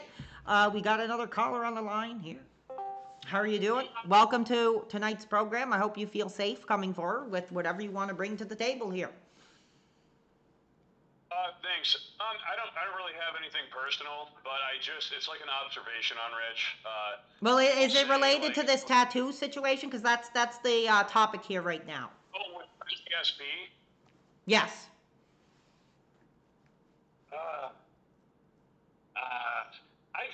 It's quick, man. It's just that, like, you got to judge a book by its cover when it comes to this guy. Like, okay. I know it's kind of mean, but he is a big guy. He's a glutton. He takes. I'm sorry, I'm like a little bit farther back in the stream. I tuned in late. That's fine. I just wanted to say that, like, he is a glutton, dude. Like, he screwed over Jay. He screwed, like, I heard the Switch giveaway.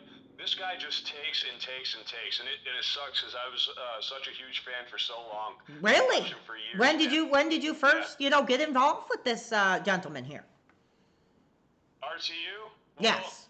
I don't know. I was really high when that's the thing is like it was when he was doing like video essays over gameplay, and I didn't even know what he looked like. Okay. It was years ago, and then he kind of evolved with me where he'd just smoke his brains out, and then I stopped smoking, and I'm like, what am I watching? Right. You know what I mean? There is a lot of allegations of him, being, on certain substances live on the air. He is. He comes out and he says how high he is all the time. Still? Like, I don't know if he still does because of all the flack he's gotten for it. Right. But this guy, he turned out to be such a terrible person. Like, seriously. Well, if I had to ask you, like, what's the one, because you were a fan and you're coming forward, and that's what this is all about, former fans, victims. What was that moment that you were like, I'm done with this crap? It was like kind of like it gradually happened because like I'd be watching his streams and it was the same old jokes and like nothing really evolved. And then Kino Casino came along and all of his detractors had like a lot of stuff coming forward that I didn't really quite believe. But then the casino laid it out, man, and like the two things are his daughter, like, right, losing her sight, and like him just not being a good parent. And then the other thing was the Dropbox was weird. That was some fishy stuff, man. Yeah, I mean, some fans are incredibly concerned about what was really going on there. Like we say, we don't know if he was just celebrating a monumental vacation and wanted to keep photos based on it. We don't know. A lot of people are alleging there was some kind of biological relation between these photos and this man. But we don't know. Yeah, I mean, I don't want to believe it, but like, so that's like not concrete. But what is concrete to me is like he's just not a good dad. And people that aren't good parents, I don't like those people. All right, well, I'm going to leave it at that. Thank you for your call, and I appreciate your time. All right, so we do have lots of other callers here. I'm going to take a look at what the next sampling is here. Well, this is a big one, so just wait a minute, because after that possible attempt on my life, I don't know if I'm ready to cover this, but this is incredible. So we'll take one more caller, and then we'll get into this bombshell segment here. Are we going to cover the whole 30 minutes of it? Probably not. But I do have a few things to say about it and a few things to say about the other product as well. Let's see. We will take this call here. Thank you for giving you this time. Thanks for giving us your time. How are you doing, brother? Are you ready to come forward? What do you got for us? What's up, PWR? Nice to be on again. Thank you. I just want to say something about Rich. Go ahead. I respect the fact, you're a good man for being very objective, but there are some people in this world who it's quite straightforward, like it's very see-through for Rich because he's always just been like this. Right. I used to watch him like at least when I was like still going through high school. Like the most oldest video I ever saw on Rich was the whole 2DS review. And Yeah. he used to review tech, and I would say that the peak of his career had to be around 2019 or 2020, like somewhere around there when there was more gaming news still. Like Yeah. when gaming news was very hot. So you really did celebrate him at the early stages of the career. Yes, in fact, yes, because he would pop up in my recommendation tab. He would be on the gaming recommendation for YouTube. Yes. So he was quite up there with a lot of these commentators at the time. Incredible. Yes. However, there are some well, I'm not sure if you've seen some documentaries, but Richard, he has been in some hot water even prior to like his issues with his daughters. There is a video of him. The Kino Casino guys, they highlighted it once because it's very hard to find. But there is a video of Rich following a trans woman in the store, and he is harassing this individual. In what way? In a way where he's basically trying to poke fun at this trans individual. Yeah. Do you think he's not comfortable with that alternative lifestyle? You know, like I said, I want to celebrate all lifestyles. Do you think that he is somebody that has an issue with people who live an alternative way? I believe it's what's been down the ladder. I believe Rich is a closeted. I do believe Rich is a closeted homosexual. You're the second person that's made that major allegation here. Yes, because he deleted this video afterwards. It's very hard to find anymore. But he is following this trans individual through the store, heckling her or catcalling him or her, whatever. Was this something that was like a part of it? Was this like a piece of content, or was this some kind of leaked video? Like, what is the context of this here? Yeah, I believe it was like it was one of his vlogs because he used to do. I believe he used to do some bits of. This was like early YouTube, so he used to do some because he wasn't always a tech reviewer, so he would drop some bits and bobs of videos here and there. And I believe these old ones were one of his old videos. You'll only find it like the only person I think brings it up is it's most of the Kino guys. Yeah. But yeah, he's following this person, he's catcalling her, and this person is trying her best to lose Rich through the aisles because this man is very like physically immobile, as you would assume, and he's trying to lose him in this aisle because he or her or this individual, whatever, is very uncomfortable. So, and he continues to record, he continues to pester, and that's how the video just ends. Wow. That's incredibly concerning. Especially in this era where, like I say, if it's butt, it's butt. If it's love, it's love. If it's a lifestyle, it's a lifestyle. And if you do have issues with that, you should not be bringing it forward to a person in public like that, in my opinion here. That's right. I believe Rich is very uncomfortable, or he's attracted by this lifestyle. But however, he is uncomfortable with the idea that he's attracted to it, so he tries to cope and tries to veil the uncomfortable truth by mocking it or by poking fun at it. Right. I do believe the latter, that he is a closeted homosexual. Okay, well, that's your opinion. We don't know. Like I said, clearly he has very open sexuality, but we don't know what that sexuality is. That's what we're discussing, and that's for him and God, and whatever goes on in his bedroom. That's not for us to determine. But I do appreciate your insight, and I'm gonna thank you for your call. So anyway, I got to take a breath here. I will read out a few contributions. You know, like I said, I appreciate you guys. I really feel like I am putting my career on the line. Like, I don't know if I'll wake up tomorrow. I don't know if I'll ever be here again. We don't know. After tonight, could all be over. So I'm going to make sure I'm very gracious. This could go towards a funeral cost. We don't know. So we got $2 from Gerlamo. I can't read that name. Has supercharged $2. There is no RTU. His name is Dickers. Tears PWR. Well, thank you. Appreciate you being here. And we got Phil has diarrhea with a gifted sub. 1 effing subscription to the PWR community. Thank you for that. So we got something here, and I think a lot of people were really surprised by this. The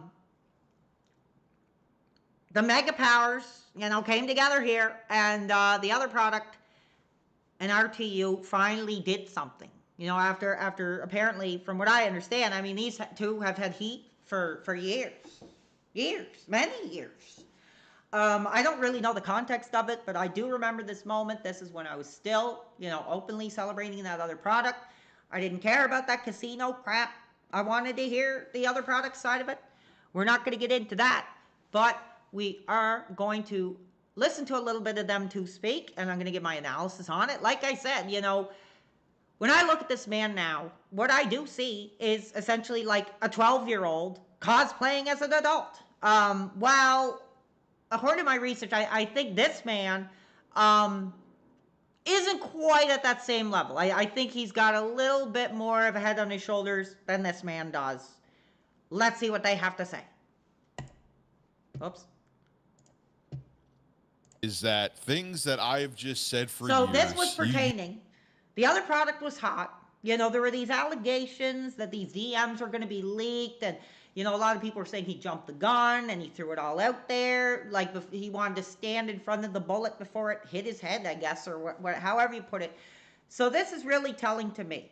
So we're going to get into this whole casino thing, at least my opinion of it, because I'm not too familiar. Like, I really am not. But I think from what I understand, I think the other product really did make a mistake from approaching that whole relationship as a friendship. And, I'm sure at some point, you can do business and have a friendly relationship with somebody. But what I take, just the short of it, was he didn't want to do the business that they wanted him to do. There was lots of ideas thrown out there. He wasn't comfortable. I think he was very much testing the waters with it. And then instead of, going full force with what the casino wanted to do, he kind of backpedaled. But I think the mistake he made was, instead of just leaving it and saying this isn't for me or whatever, he kind of still held on to that relationship aspect of this.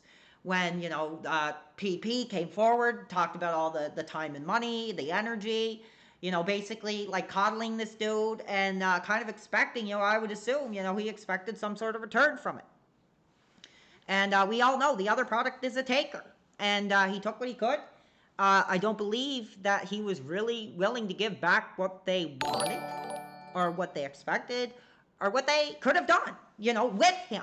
And like I said, I mean, I'm not trying to glaze them. I am thankful to the casino. I don't really care if they talk about me, if they don't talk about me. But I will always say that I'm incredibly impressed by this PP dude. This young PP dude who really has his pulse on these people, and he can say, this is why this guy's successful. This is what this guy needs to do to be successful. And in a way, I think it's fascinating that Phil sort of ended up on his radar. And I think in his mind, it was like, man, there's like a lot of money in this guy. And like everybody's making it but him. What can we do to change that? So I think he really did his due diligence. He really tapped in to this whole detractor universe and tried to give him these ideas that would sort of break him out of this cycle. And I think he was afraid. He was afraid of changing. I think it's bullcrap that he wanted to appear like, hey, I don't want my audience involved in this crap. In my opinion, I don't think he cares about his audience at all. That's my opinion. But I think he personally felt threatened. Now, this is hilarious because these guys are supposed to be like enemies, right? So how telling is it that in this guy's lowest hour, in his time of need, who does he reach out to? Like his worst online internet enemy. And that's so telling to me. That's sad. It's tragic. And we're gonna hear them interact together because, like, I'm very familiar with the other product, not so familiar with this guy. I do remember this segment, but let's give it some time, and then I will allow you guys to speak on it and see what you think about this allegedly monumental moment between these two men here. You make it like I'm going to stalk you and dry hump your front door in the middle of the night. When PPP said those things at the time, now you're different because the fallout and, you know, he was calling your wife fat. Because Back it's like, then, I think a lot of people were like, what was really expected here? Like, it appears to me when I watch this, I mean, I'm kind of pausing a little early. I'm just giving my perspective on this thing. Like, what did the other product really expect here? Like, did these two even have a conversation of like what was going to be discussed here? And I just don't believe that he just was like, hey, do you want to come on my show? And he was like, yeah, sure. Like, is that what happened here? Maybe. We don't know. But RTU really like cuts in on this guy pretty much right away. He gives like absolutely no quarter to this man here. Like, look at his face. It's like, it says it all right there. He's like, oh, I'm in trouble here. I'm hanging by the seat of my pants, and I didn't prepare for what this could turn into. So let's give them a chance to interact. and it was with them, it was just razzing. What's the difference between when I said something and when PPP said something, which would be just as bad, if sometimes not worse? Oh, I'll tell you. I'll tell you. This, you know, is RTU contributing to this guy's, you know, bank account? No. Was PPP contributing to the bank account? Yes. And that's why he tolerated. And there's mud right there, in my opinion here. She's hot! Water Weird has gifted a sub! Why was there a difference with that? Well, there's two things. Number one, if you have some kind of an arrangement with someone, if you're working business-wise with someone, okay, and you know that there's a mutual benefit to being associated or making content, then you give a few inches, right? You'll give a little bit of leeway. You'll let them get a little bit of a rise or get a little bit of a boost or a little bit of whatever it is on your behalf. But in my opinion, he really didn't do that. Like, you could feel the tension, especially during those smart guy segments, dude. It was like he was half in, half out. I don't think he gave the leeway at all here. Yeah, because quite frankly, you're also getting a boost like on their even behalf he by knows being this is associated bullcrap. and making content with them. All right, but just like everything, there's a limit to that. And what's happened is PPP took it upon himself to keep pushing those boundaries as far as he possibly could, thinking that he was a big shit. Basically, Well, see, and that's he could get funny away- too, because like, I think the reason, in my opinion, and like, it's hard to say this, but it's like, I think the only reason he did it is because that's where the money is. And everybody's saying that. I don't think he necessarily thought he was like, maybe he did. I don't know. This is my opinion. But like, I don't really believe that he needed to get himself over DSP. You know, he didn't really need to make himself look like King Poop over DSP. It was like, this is where the money is here. And this is what we're doing. And he got scared. I think he got anxious about it. And once he was in the Shark Tank here, he didn't know how to handle it. Thank you for the super chat, $2. Yeah, but that was at the 11th hour, though, Phil. I mean, there was actually a video where like you tiptoed into confronting him about what he said about your wife. Look at his and face, you gave him man. a pass. Also, too, there's a video that Mighty D has where you were, and this happened multiple times. It wasn't just in his video, where you would be in their kick chat in like the wee Thank you. hours of the morning. I'm Luke James Blank with the gifted sub. As you may have seen, we do have a gifted sub goal over there on that alternative to YouTube. So I thank you for helping us reach that tonight. I appreciate you. Mm-hmm. Text messaging. So, Text messaging. Also, them or just I kind of got a little caught up. I got a little emotional. Got a little carried away. But I am also going to make sure I accept callers who may want to speak about this moment. And we'll cover it for a bit longer. So just hold off your calls. I'll let you know when we're going to take calls. And we'll speak about this incredible moment between these two. We'll get your guys' perspective on it. Messaging them in their chat like a teenage girl. You were gifting subs. Yeah, You see, would that's go- true too. It was like, I really believe he was like, these guys are my friends. Like, and that's the thing, when you're, this is dirty business, dude. Like, you can be friends with somebody, but I think the reality is there's some kind of return, whether it's even just as little as like mutual respect. You know, even there's a handful of creators I'll go to and just like drop them like a whatever it is, a super chat or something, just to be like, hey, I appreciate you, I support you, and you know, you're in my community, and I'm giving back. But I think that instead of doing that, he was like, this is going to make these guys like me, like this is going to build me up to the, look at him right there, like look at this poor man, dude. He's just completely defeated. Oh, you can't see that. He's just like completely defeated at the reality that he's facing from this man here. Back and forth. You always say that your time, like that was, what were you doing then? You say your time is valuable. You say you're very busy. But then you were sitting there in their chat, This is hard to essentially sit just through, to be simping, honest, actually, dude. which is funny. We'll talk more about simping later, but that was very strange to me. But see, that's one thing, and a lot of people aren't going to like this. This is one thing I will say about RTU. I don't think he's a stupid guy. I think he's not the best speaker. I almost think he's like the opposite of me. Like I may not be the smartest guy, but I think I know how to talk. I know how to express myself. But I think that he's actually not stupid. I think he knows how this stuff works. Rich, I have to be honest with you. All right, I'm going to be very honest with you right now. Okay. Okay? I do have a plan for this appearance, and it's nothing whatsoever what you think it is. But I want you to calm down. I want you to calm down. There's no guests coming on or anything. It's just you and me. I promise you that. Okay? No special, no shocking twists, no oh my God, gotcha Even if there was a guest, that would be fine. Rich, do you recognize this?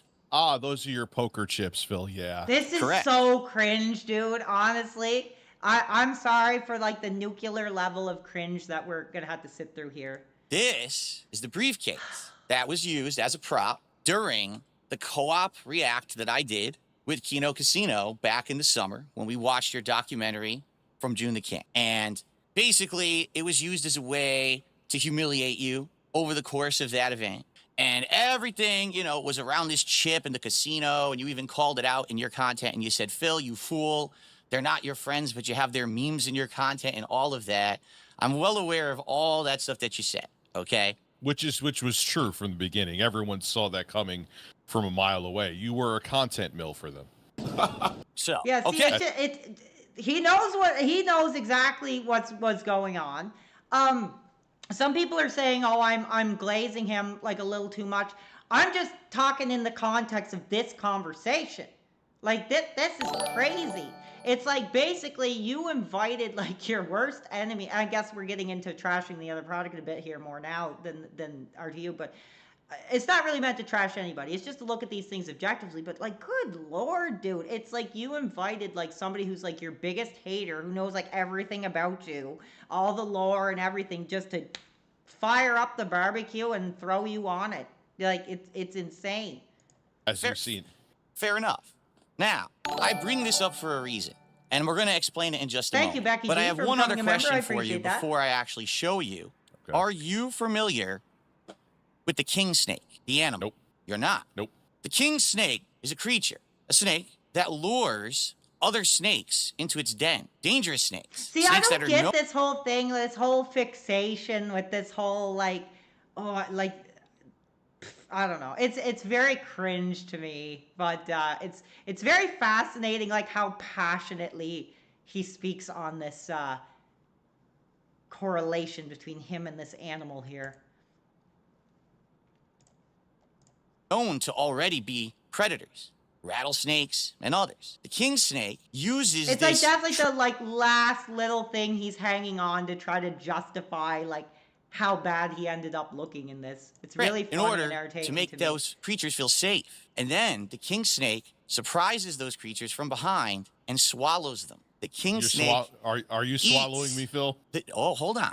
The king snake eats other predators whole after laying a trap. Ladies and gentlemen, this is the briefcase. This is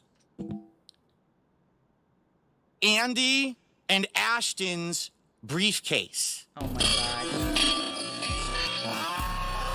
Pretty funny. Yeah, the dude was just like, it's like, that's the thing. It's like, can he really handle this or not? That's what it comes to. So I kind of got into it because I started to get a little pissed off at the other product again when I tried to put that behind me. This is supposed to be finding out who this RTU guy is. Maybe this wasn't the right clip. I just thought it'd be fascinating to hear these two interact. So I'm going to open up the calls. let's get your guys' opinions on this conversation, on this subject, and we'll take it home here. All right. Who do we got?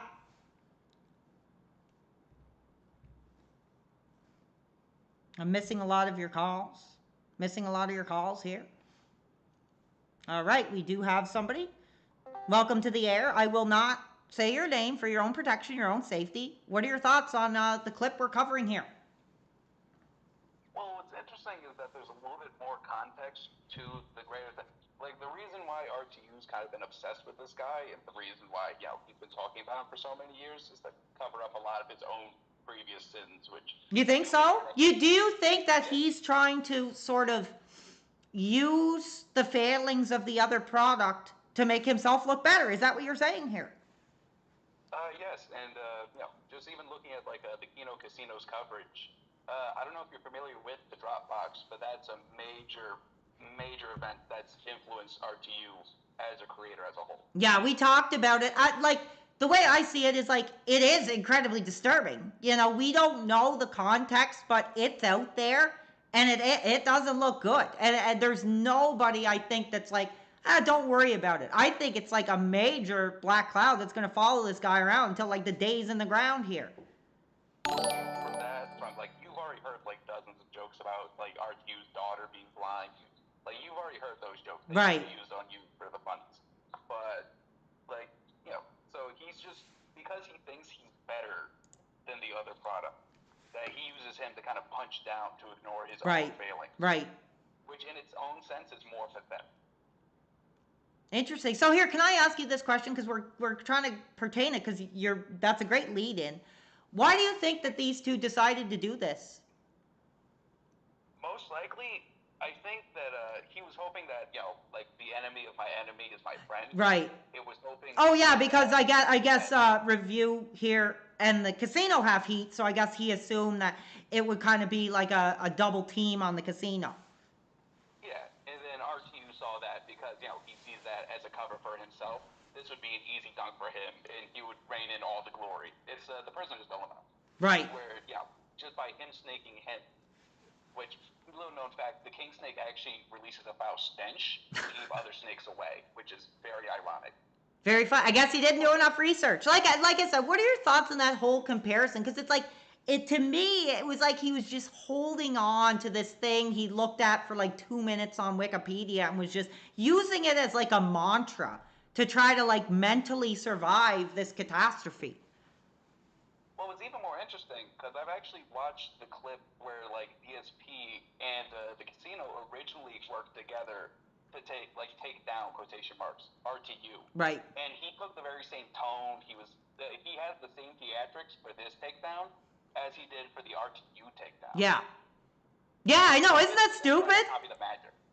Yeah, he also did the briefcase thing as well, so I think he just wanted to drum it up for the dramatics. Yeah, fair enough. Is there anything else you want to add before we move on? No, it's just I'm really excited to see this new chapter of Detective PWR. Well, yeah, thank you. I appreciate it. Like I said, I'm trying to do something different. I'm trying to be fair. I'm trying to look at who is this guy. When I see the other product, I'm starting to get hot, and I'm kind of focused. I'm going a little too high on him here now. But thank you for reeling us back into the topic at hand here. Oh, no, trust me, it's fine. And your passion is immensely appreciated with all of us in the chat. Well, thank you. Like I said, I fear for my life. I don't even know if I'm going to wake up in the morning here after this program. So I appreciate you, and thank you for being here. Of course. PW Army's on standby, sir. All right, thank you. Somebody just mentioned, do I not read donos? Yes, I do. I'm passionate. I'm trying to talk here. They will be read. In fact, let's just take a minute, take a breath to do that right now. I'm getting hot. I'm getting emotional. Just looking at that man.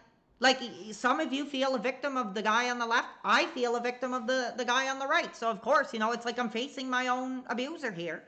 And I'm getting emotional. We got Clammy V, a super chat, $5.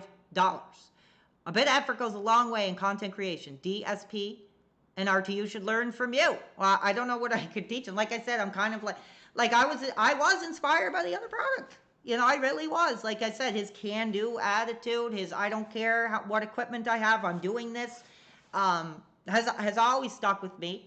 And who knows? Could I teach them a thing or two? I really don't know, but I appreciate that. 1 second, I did miss somebody's call here. So, guys, just call back. We'll get you on the line.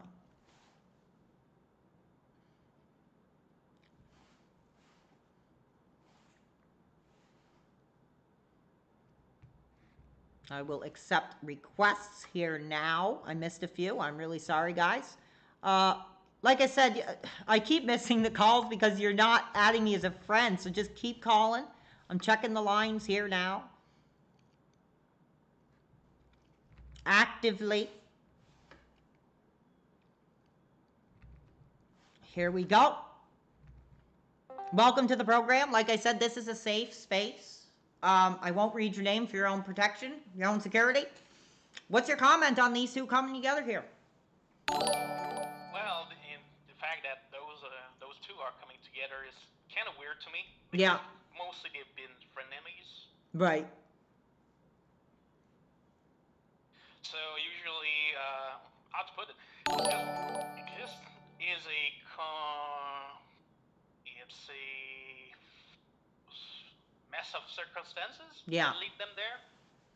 Well, it's like, here's what I'm asking is do you think that these two, like, how much of a conversation do you think these guys even had? Like I'm sure the other product was emotional. Just, I feel, like I said, it really shows where he's at in his life when he's got to reach out to a guy like this at his lowest point. Like, what could he have expected? They are both at the... I mean, he probably expected some, I'd say, some glow out of this. Maybe getting some RTU fans to come over. Right. And vice versa. I think it's mostly a transactional relationship. Yeah. And while they do that, they also keep a hand behind their backs with a knife ready to strike. That's how I see it. It's the frog and the scorpion scenario. Incredible. Anything else you want to add? I appreciate your take on it. Well, I would like to apologize to chat before because I used to call earlier and my microphone was just dropping on me. Oh, no, you sound good now. I appreciate you, brother. Yeah, keep on rolling, my man. All right, thank you. Like I said, could end up dead in the morning. We don't know. Just keep your eyes on the news, and we'll see if I go disappear in the middle of the night or something after this program here. We'll take a couple more calls, and that's going to take us to our second hour here. And that's going to potentially be it. We'll see. We got another fan calling in. Like I said, are you a fan? Are you a former fan? Do you feel you're a victim? What's your story? I don't know about a victim, but I definitely think Rich is a dick. And why is that? Can you get into it with us? Share your opinion here. Yeah, I've been around Rich way back in the day. He slandered me because I already knew what the fuck they were doing. Okay, watch your language, please. Your language. Yeah, sorry. That's okay. But, yeah, they slandered me first because they were going after me because... So you were a fan. Rich a bunch of times for, stealing from fans, not going through his goals he did, everything that, I tried to tell him, what was going to happen if he didn't do it. And, I don't know, the last straw with me was long, long ago, but then I heard he still is doing it with people where he promised to get a tattoo on his butt. Yeah. And decided to not do that and get a jinky $600 tattoo instead. So, I can feel the trauma in your voice. So I believe you were a fan at some point. Oh, I was a fan at one point until about 2020 when he wanted to fight for gay and black people, and it got weird. Like that 2021 Rich got weird. Okay, fair enough. Anything else you want to add? I'd just say the guy's very creepy. There's a lot of stuff that people know about him. You can find a lot of things. It's not hard. I have a channel if you ever want to watch it. It's just the Nathan Sujanin Experience. But if you want to check it out, we do a lot of stuff on it. So well, clearly you're braver than I am, putting your name right out there for these men to find. Oh, they already have got at me. They know my name. All right, I'll talk to you later. Thank you. Appreciate you. So clearly he was a former fan. He's hot, talking about this donation stuff. We do have some super chats I'll just quickly read. We got Old Nosy, a super chat, $2. Dickers is an evil bum, and he shall repent. And then he super chat another $2, says, confidential, I'd like to come forward. Well, come forward. Add me as a friend. As you see at the top of the screen, you just have to add me as a friend, PWR World Live, and you can come forward. And, you know, this has been a really challenging topic. You know, I'm emotional. I might have to call the line that I've posted here for fans to come forward. You know, if you feel you're a victim, I would encourage, you know, call that hotline. And, you know, sort your trauma out. Really get it out. And that's what this is for. This is a safe space for you guys. But it looks like we don't have any other callers, so we'll give you guys a couple more minutes.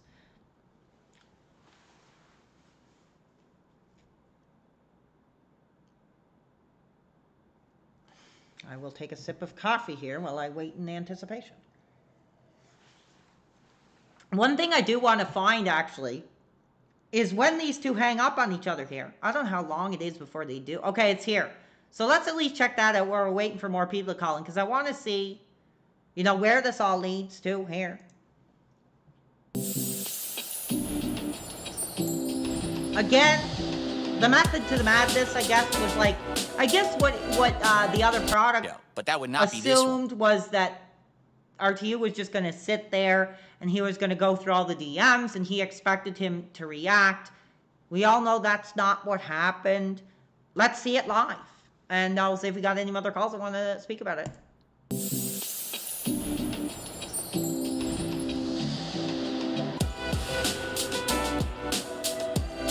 Okay. So immediately, the first idea that I'm going to do and work with these guys is supposed that wasn't to be big. the reason. Okay, this is boring. That wasn't the reason that he deleted the Twitter account. Oh, you know what he said? I know exactly what he said. It was because of all the harassment he got and that people were being so nasty about certain things. I get that, and I'm not saying that's why he deleted his Twitter account. I'm saying this is the first actual thing that happened with these guys after the co-op react to your documentary. This just screams to me like a jilted lover. You know, spilling it all to his new fancy thrill. I don't know what he expected out of this. I don't think any person in their sane mind would sit there and listen to somebody go on with this crap. First big thing, and immediately it falls apart. Like, immediately it just doesn't happen. They can't contact the guy. They can't get him back. Okay, 1 minute. We do have a caller. We'll make sure we get to as many people that want to speak on the line. How are you doing? I will keep your identity safe. How are you doing? You want to speak on tonight's concerning topic here? Yeah, how's it going, PWR? Can you hear me? Yeah, we hear you. All right, awesome. Well, I'm one of Rich's mods on his streams, and it's just the same shit every single day. So you're really coming forward as somebody who supports this man. We'd love to hear your story here. It's a Philitizer this, it's Phil this, it's Phil that. Rich, get his dick off your mouth and actually entertain me with something other than Phil. It's always Phil. And I'm just getting sick and tired of his streams because this man can't talk about anything else apparently. Well, like some other fans say, do you think that there is a method to this madness? Do you think he's trying to get in with the detractor community, trying to make that kind of money? Do you think that he's kind of punching down on the other product to build himself up? What do you think is really going on there? Why do you think he focuses his content so largely on the other product when he does allegedly have an audience who want him to entertain? I don't know, man. I mean, it's his own flaws. He can't, he's not entertaining. His music sucks. He's gonna do this ASMR crap, which, I mean, who wants to listen to him breathe into a microphone and hear them muffled? I mean, genuinely, Rich doesn't have any talent, any charisma, anything like that. And then he deleted his channel, and now he's uploading videos on the other RTU stream channel, and it's like, Rich, what an idiot. You literally had a channel that you could have gotten 50,000 views on a video, and now you're barely getting, 10. It's just so stupid and retarded. Well, here's what I'll ask you. What would you want to see him do? If you were speaking to the man himself right now, and you could pitch an idea for content, what would you want to see him do at this point? You shouldn't just stick with the old RTU stuff. Gameplay in the background, just, talking about gaming news. Like, it was an easy paycheck for Richard, but no, he wants to do motion projects, and music and stuff like that. Dude, buddy, like, you were good about, talking about gaming news and all this other stuff, but you're honestly really boring, and you're not that good on the other stuff. Seriously. Like, Rich, cut the shit. You're not going to be a music producer, buddy. Enough. Your music's not that good.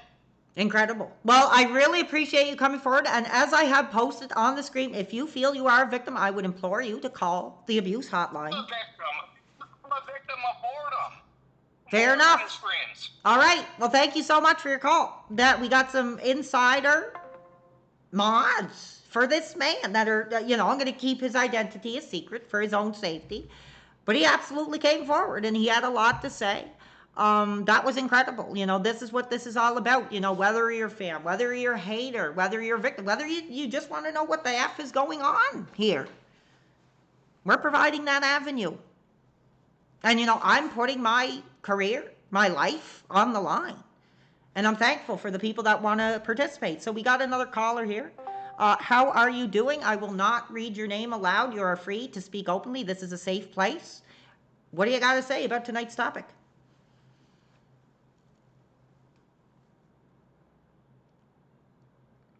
Hello. I do not hear you. I'll give you another moment here. Hello, can you hear me? Yeah, we hear you, brother. Welcome to the air. This is a safe place to speak openly. What is on your mind? I'd like to come forward against Richard, the most detestable man I have ever met in my entire life. Now, are you a fan? Are you a former fan? I'm a victim, sir. A victim. Okay, well, tell us your story. Dickers is the most detestable parent of my entire life. I am his child. I'm his blind daughter. Okay, yeah. Not going to entertain it. This is supposed to be serious. I get that people want to make the jokes and they want to throw out the memes. I get it, but this is serious. This is for real victims, real former fans and fans alike. We're not going to tolerate that crap. But I thank you for your call. Let's see if we got another one here. We got another caller here. How are you? Welcome to the air. This is a safe place. What do you got to say about tonight's concerning topic? Well, hi there. I'm just a consumer of ASMR content. What's that?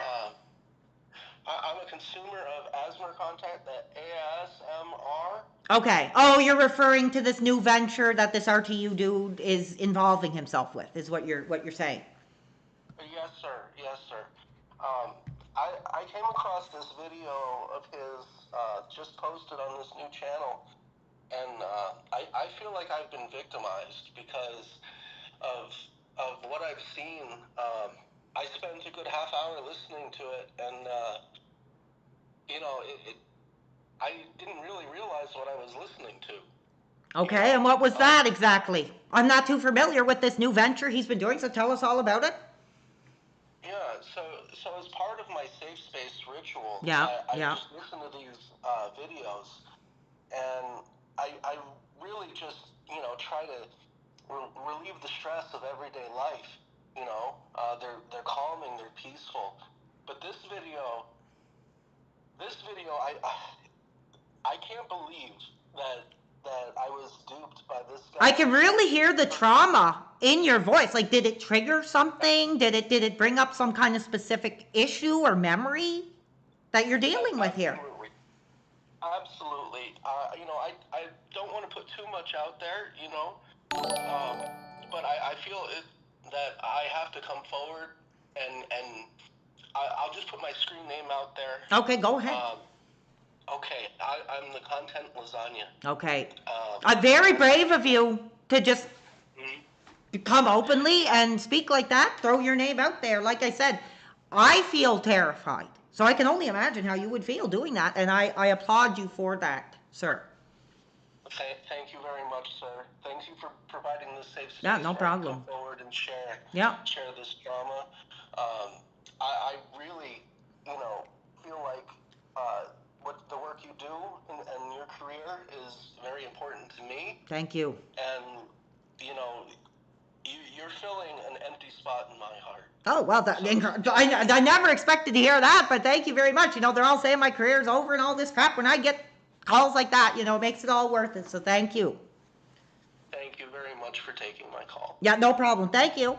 I could tell he was emotional. Now, just 1 second. We do have this old nosy saying, I silenced your cry for help. I didn't get your request. What is your username? I accepted everybody. Just let me know.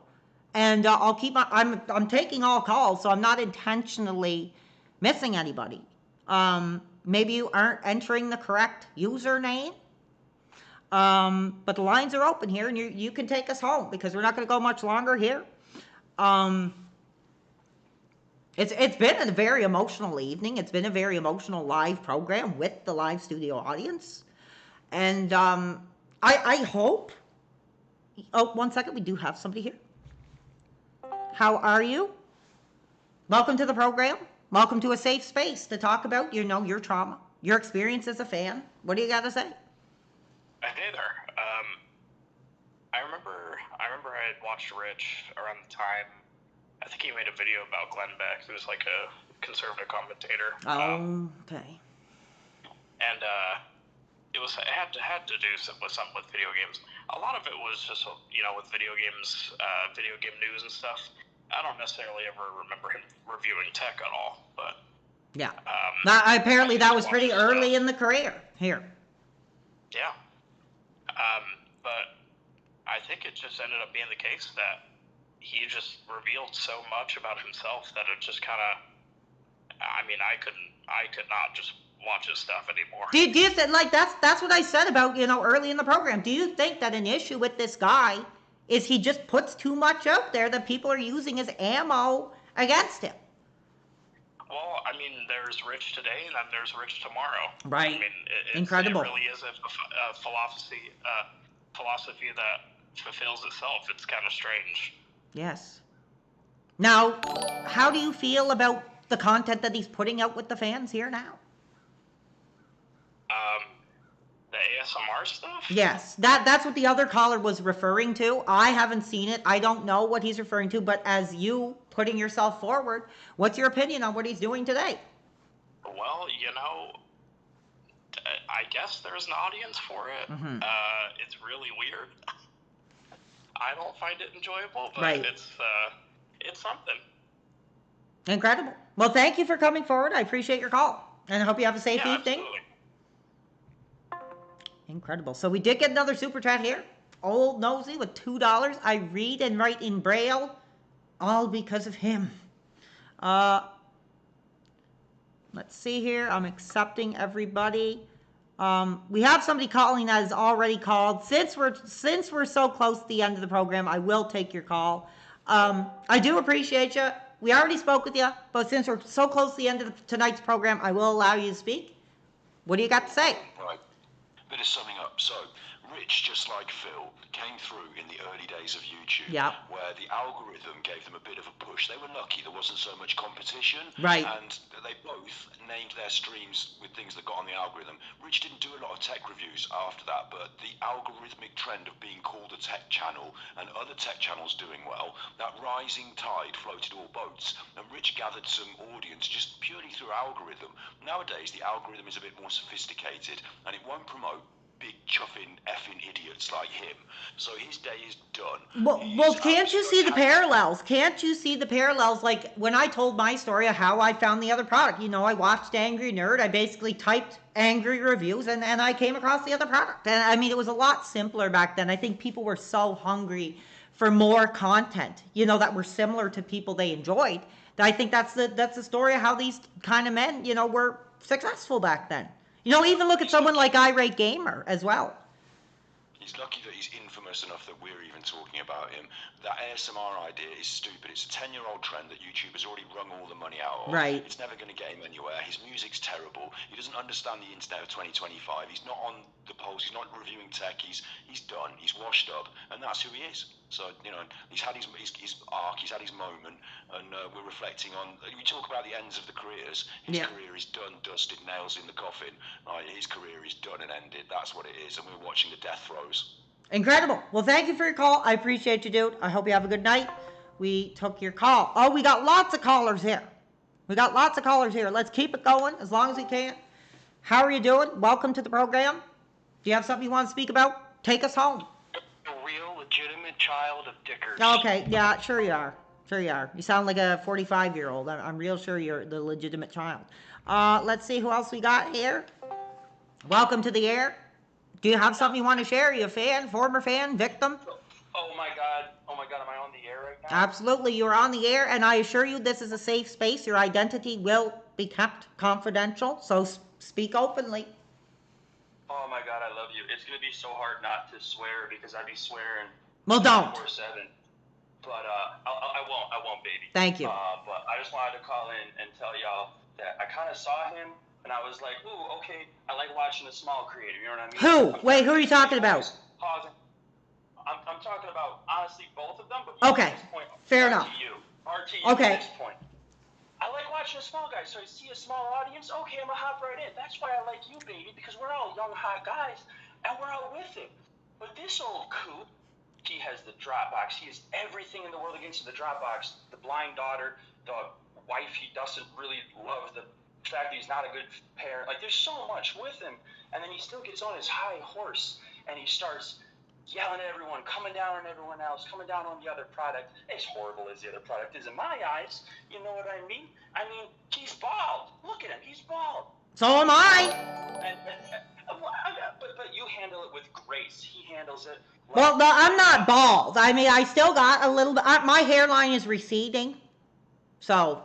Yeah, but you still got it on you. Like, he's full copium about it. You know what I mean? You're upfront. You're honest about it. You don't get revved up. If you go up to him and you call, hey RTU, you're bald. He's gonna get so heated. His little face is gonna turn red. And at the end of the day, he has Dropbox files. He has horrible things against him that he comes out, he says, yeah, I did that, and then he immediately comes back on it. Okay, well, I'm going to stop you for a second because you brought up a very interesting point, supporting the little guys. And I said that when I covered the other product. I was like, in my opinion, like, I wouldn't want people to give this guy money. He's had his time, he's had his career, and he made of it what he did. I would implore you, support the small creators. Doesn't mean support me, but get out there, find other people that are worth supporting. But in your opinion, when it comes to RTU, because I don't know, why do you think that people are still supporting him? What's the entertainment that apparently people are saying all this stuff, like he's boring, he's evil, or all this stuff? Where's the entertainment? Right. Where's the entertainment? I can watch him for 5 hours, and it is so hard not to look at the nearest rope. You know what I mean? Like, it's well, that's a little extreme if you feel like that over a YouTuber, but I appreciate your passion. That's fair enough. I mean, if I was being forced to watch it. Right. But like, what I think it really is almost like a Stockholm syndrome at this point, where people have watched him for 10 years and they're like, man, like, this is my ride or die. Like, this is my fucking guy. I'm giving up on everything else. I'm not giving up. I apologize, Sam. Stockholm syndrome into it. All right. Well, I thank you for your call. Great insight. I'm gonna have to cut you off there. I can tell you're hot. The swear words are flying. All right. Take care. Thank you. We do have Old Nosy. Thanks for the big support tonight. The Dropbox files are speculation. Do you want to see me talking to this Keno Casino? I wasn't going to do it. I'm already, we're 2.5 hours in. I didn't expect that to go long, but I have it loaded here. I'm not going to sit and watch the whole thing, but I do have the casino boys here. And if you want it, let me know. We'll take one more call, and I'll gauge the reaction of the fans tonight. See what the response is here. Let's see. Hello. Okay. Welcome to the air. Like I said, I will keep your identity classified. What's your comment on tonight's topic? Hi, PWR. I just want to mention I'm a big fan. Thank you. And I'm a fan of Rich. I don't know if you know, but in his table, he has props of roosters. Obviously, there's other names you could call them. So I wanted to support the guy. I've been watching him for a bit. So instead of saying, hi, I'm a big fan, here's $10. You know, I feel everybody tells them that, so I wanted to be a bit original. So I said, hey, I like your roosters, here's $10. And he responded with, I like your money. Boop.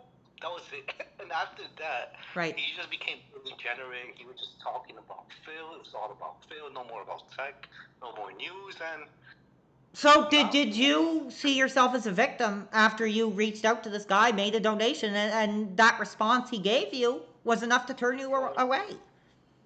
Yeah, it just felt so ungrateful, you know? Like, I at least expect a thanks, you know? Not, I like your money. Boop. Shut me down. All right. Well, thank you for your call. I appreciate it. We are going to get into this. I can't believe this crap that they try to do on this airtime. So we'll watch a couple minutes of it, and then I got to get out of here. Like I said, I don't know if I'm going to wake up tomorrow or not. I'm horrified. I'm terrified. I'm shaking here now, thinking about, you know, going to sleep, turning the lights off, you know, going outside. I'm scared. So we'll watch a little bit of it. We'll end it off, see if there's any other callers, and then I got to get out of here. And this could be the final goodbye. So let's see. 7 seconds of material. Because I find sometimes I find it hard because like I feel they kind of jump around a lot. They do their thing over there. They're successful, and let's try to get into this because I tried watching this. I don't know exactly what they're talking about here because there's the other product here. Like where's the Dropbox allegations? Let's hear the man speak on it. And we got Crescent Reaper with $5. It's Keno time. Well, go enjoy your Keno Casino. We will finish off here regardless. Is stoned. Oh my god. So allegedly, this is his response. Like, look at the way like he's hitting it. The country. We're in eyes in the mouth. And he's gonna say there are lots of VPNs out there at all different price points. Many of them are even free. We're waiting. So, should you use I want to hear the response. That he's one of the last 2 defenders of Keffels Online. Why? Along with Tipster. Oh my god, peas in a pod, like fucking maxed out the tar bell. I'm trying. Maxed it out. Keffels. I'm probably like the last one too. The irony in that. What does she have? Like me and Tipster?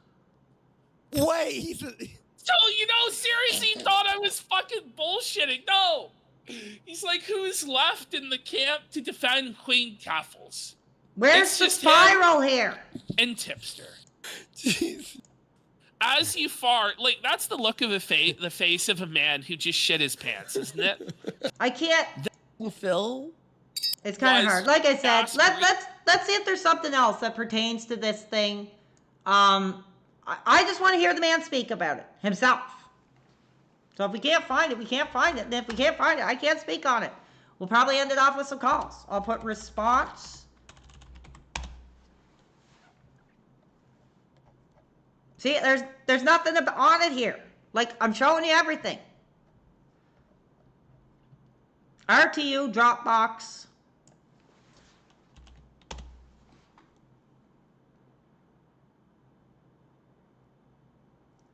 RTU cries it. We could try this. If you can come by and support Review Tech USA, RTU, whatever. Cause Dropbox hackers, perverts for looking at his photos of his ex-wife's daughters in bikinis. So he's trying to blame Mind you, shift they were the on behavior. His Dropbox. Allegedly here. Those pictures were on his Dropbox. Let's watch. Someone got into my fucking... Here we go. I saw where it was from, too, and I have the screen. Because someone got into my Dropbox, and my kid's mom, her older daughters, when they got new phones, they would save the stuff to the Dropbox. Someone tried to flip that into... I had teenage girls' pictures. Oh, yeah. You know. Well, you know, let me... I guess so. Let me... You did, and why are they using your Dropbox? Maybe 20 minutes at most to transfer everything that way? That's amazing. Back in the day, you had to hang on to your old phone, go through your contacts, like, all right, I gotta put this in, this in, this. See, I don't got much to say because I can't find a definitive clip of him speaking on it. Maybe that'll come in the future. I think that's about enough for tonight. You know, I think we did everything we could. We learned as much as we could. I learned a lot. So let's end it off. See if we have any other calls. End this off tonight. If you want to speak on this man.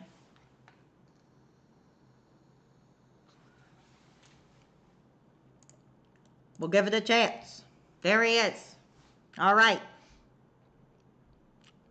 Give a couple minutes here. Like I said, you know, say your goodbyes. I don't know what's going to happen tomorrow.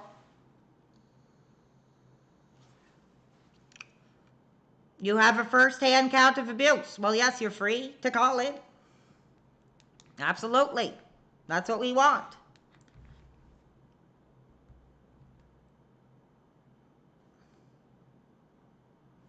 Okay. Welcome to the air. How are you doing? Oh, sorry. I didn't think you... Oh, I thought there was like a queue. I'm doing great. What's your comment on tonight's troubling, controversial discussion here?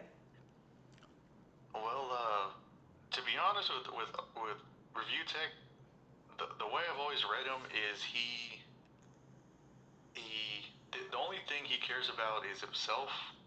You know, if the wind blows one way for a while, he talked about how he's going to be conservative in the American politics spectrum, and then the moment that grift kind of died, he switched the other way, and he seems like a very weak person morally and spiritually for someone who's so, you know, almost a senior citizen. Right. Now, like I said, do you believe in this belief? Like I said, I've got warnings, I've got threats. Do you believe that you're saying you believe he's a weak man, but I'm getting this perception that this is a very powerful, dangerous man here.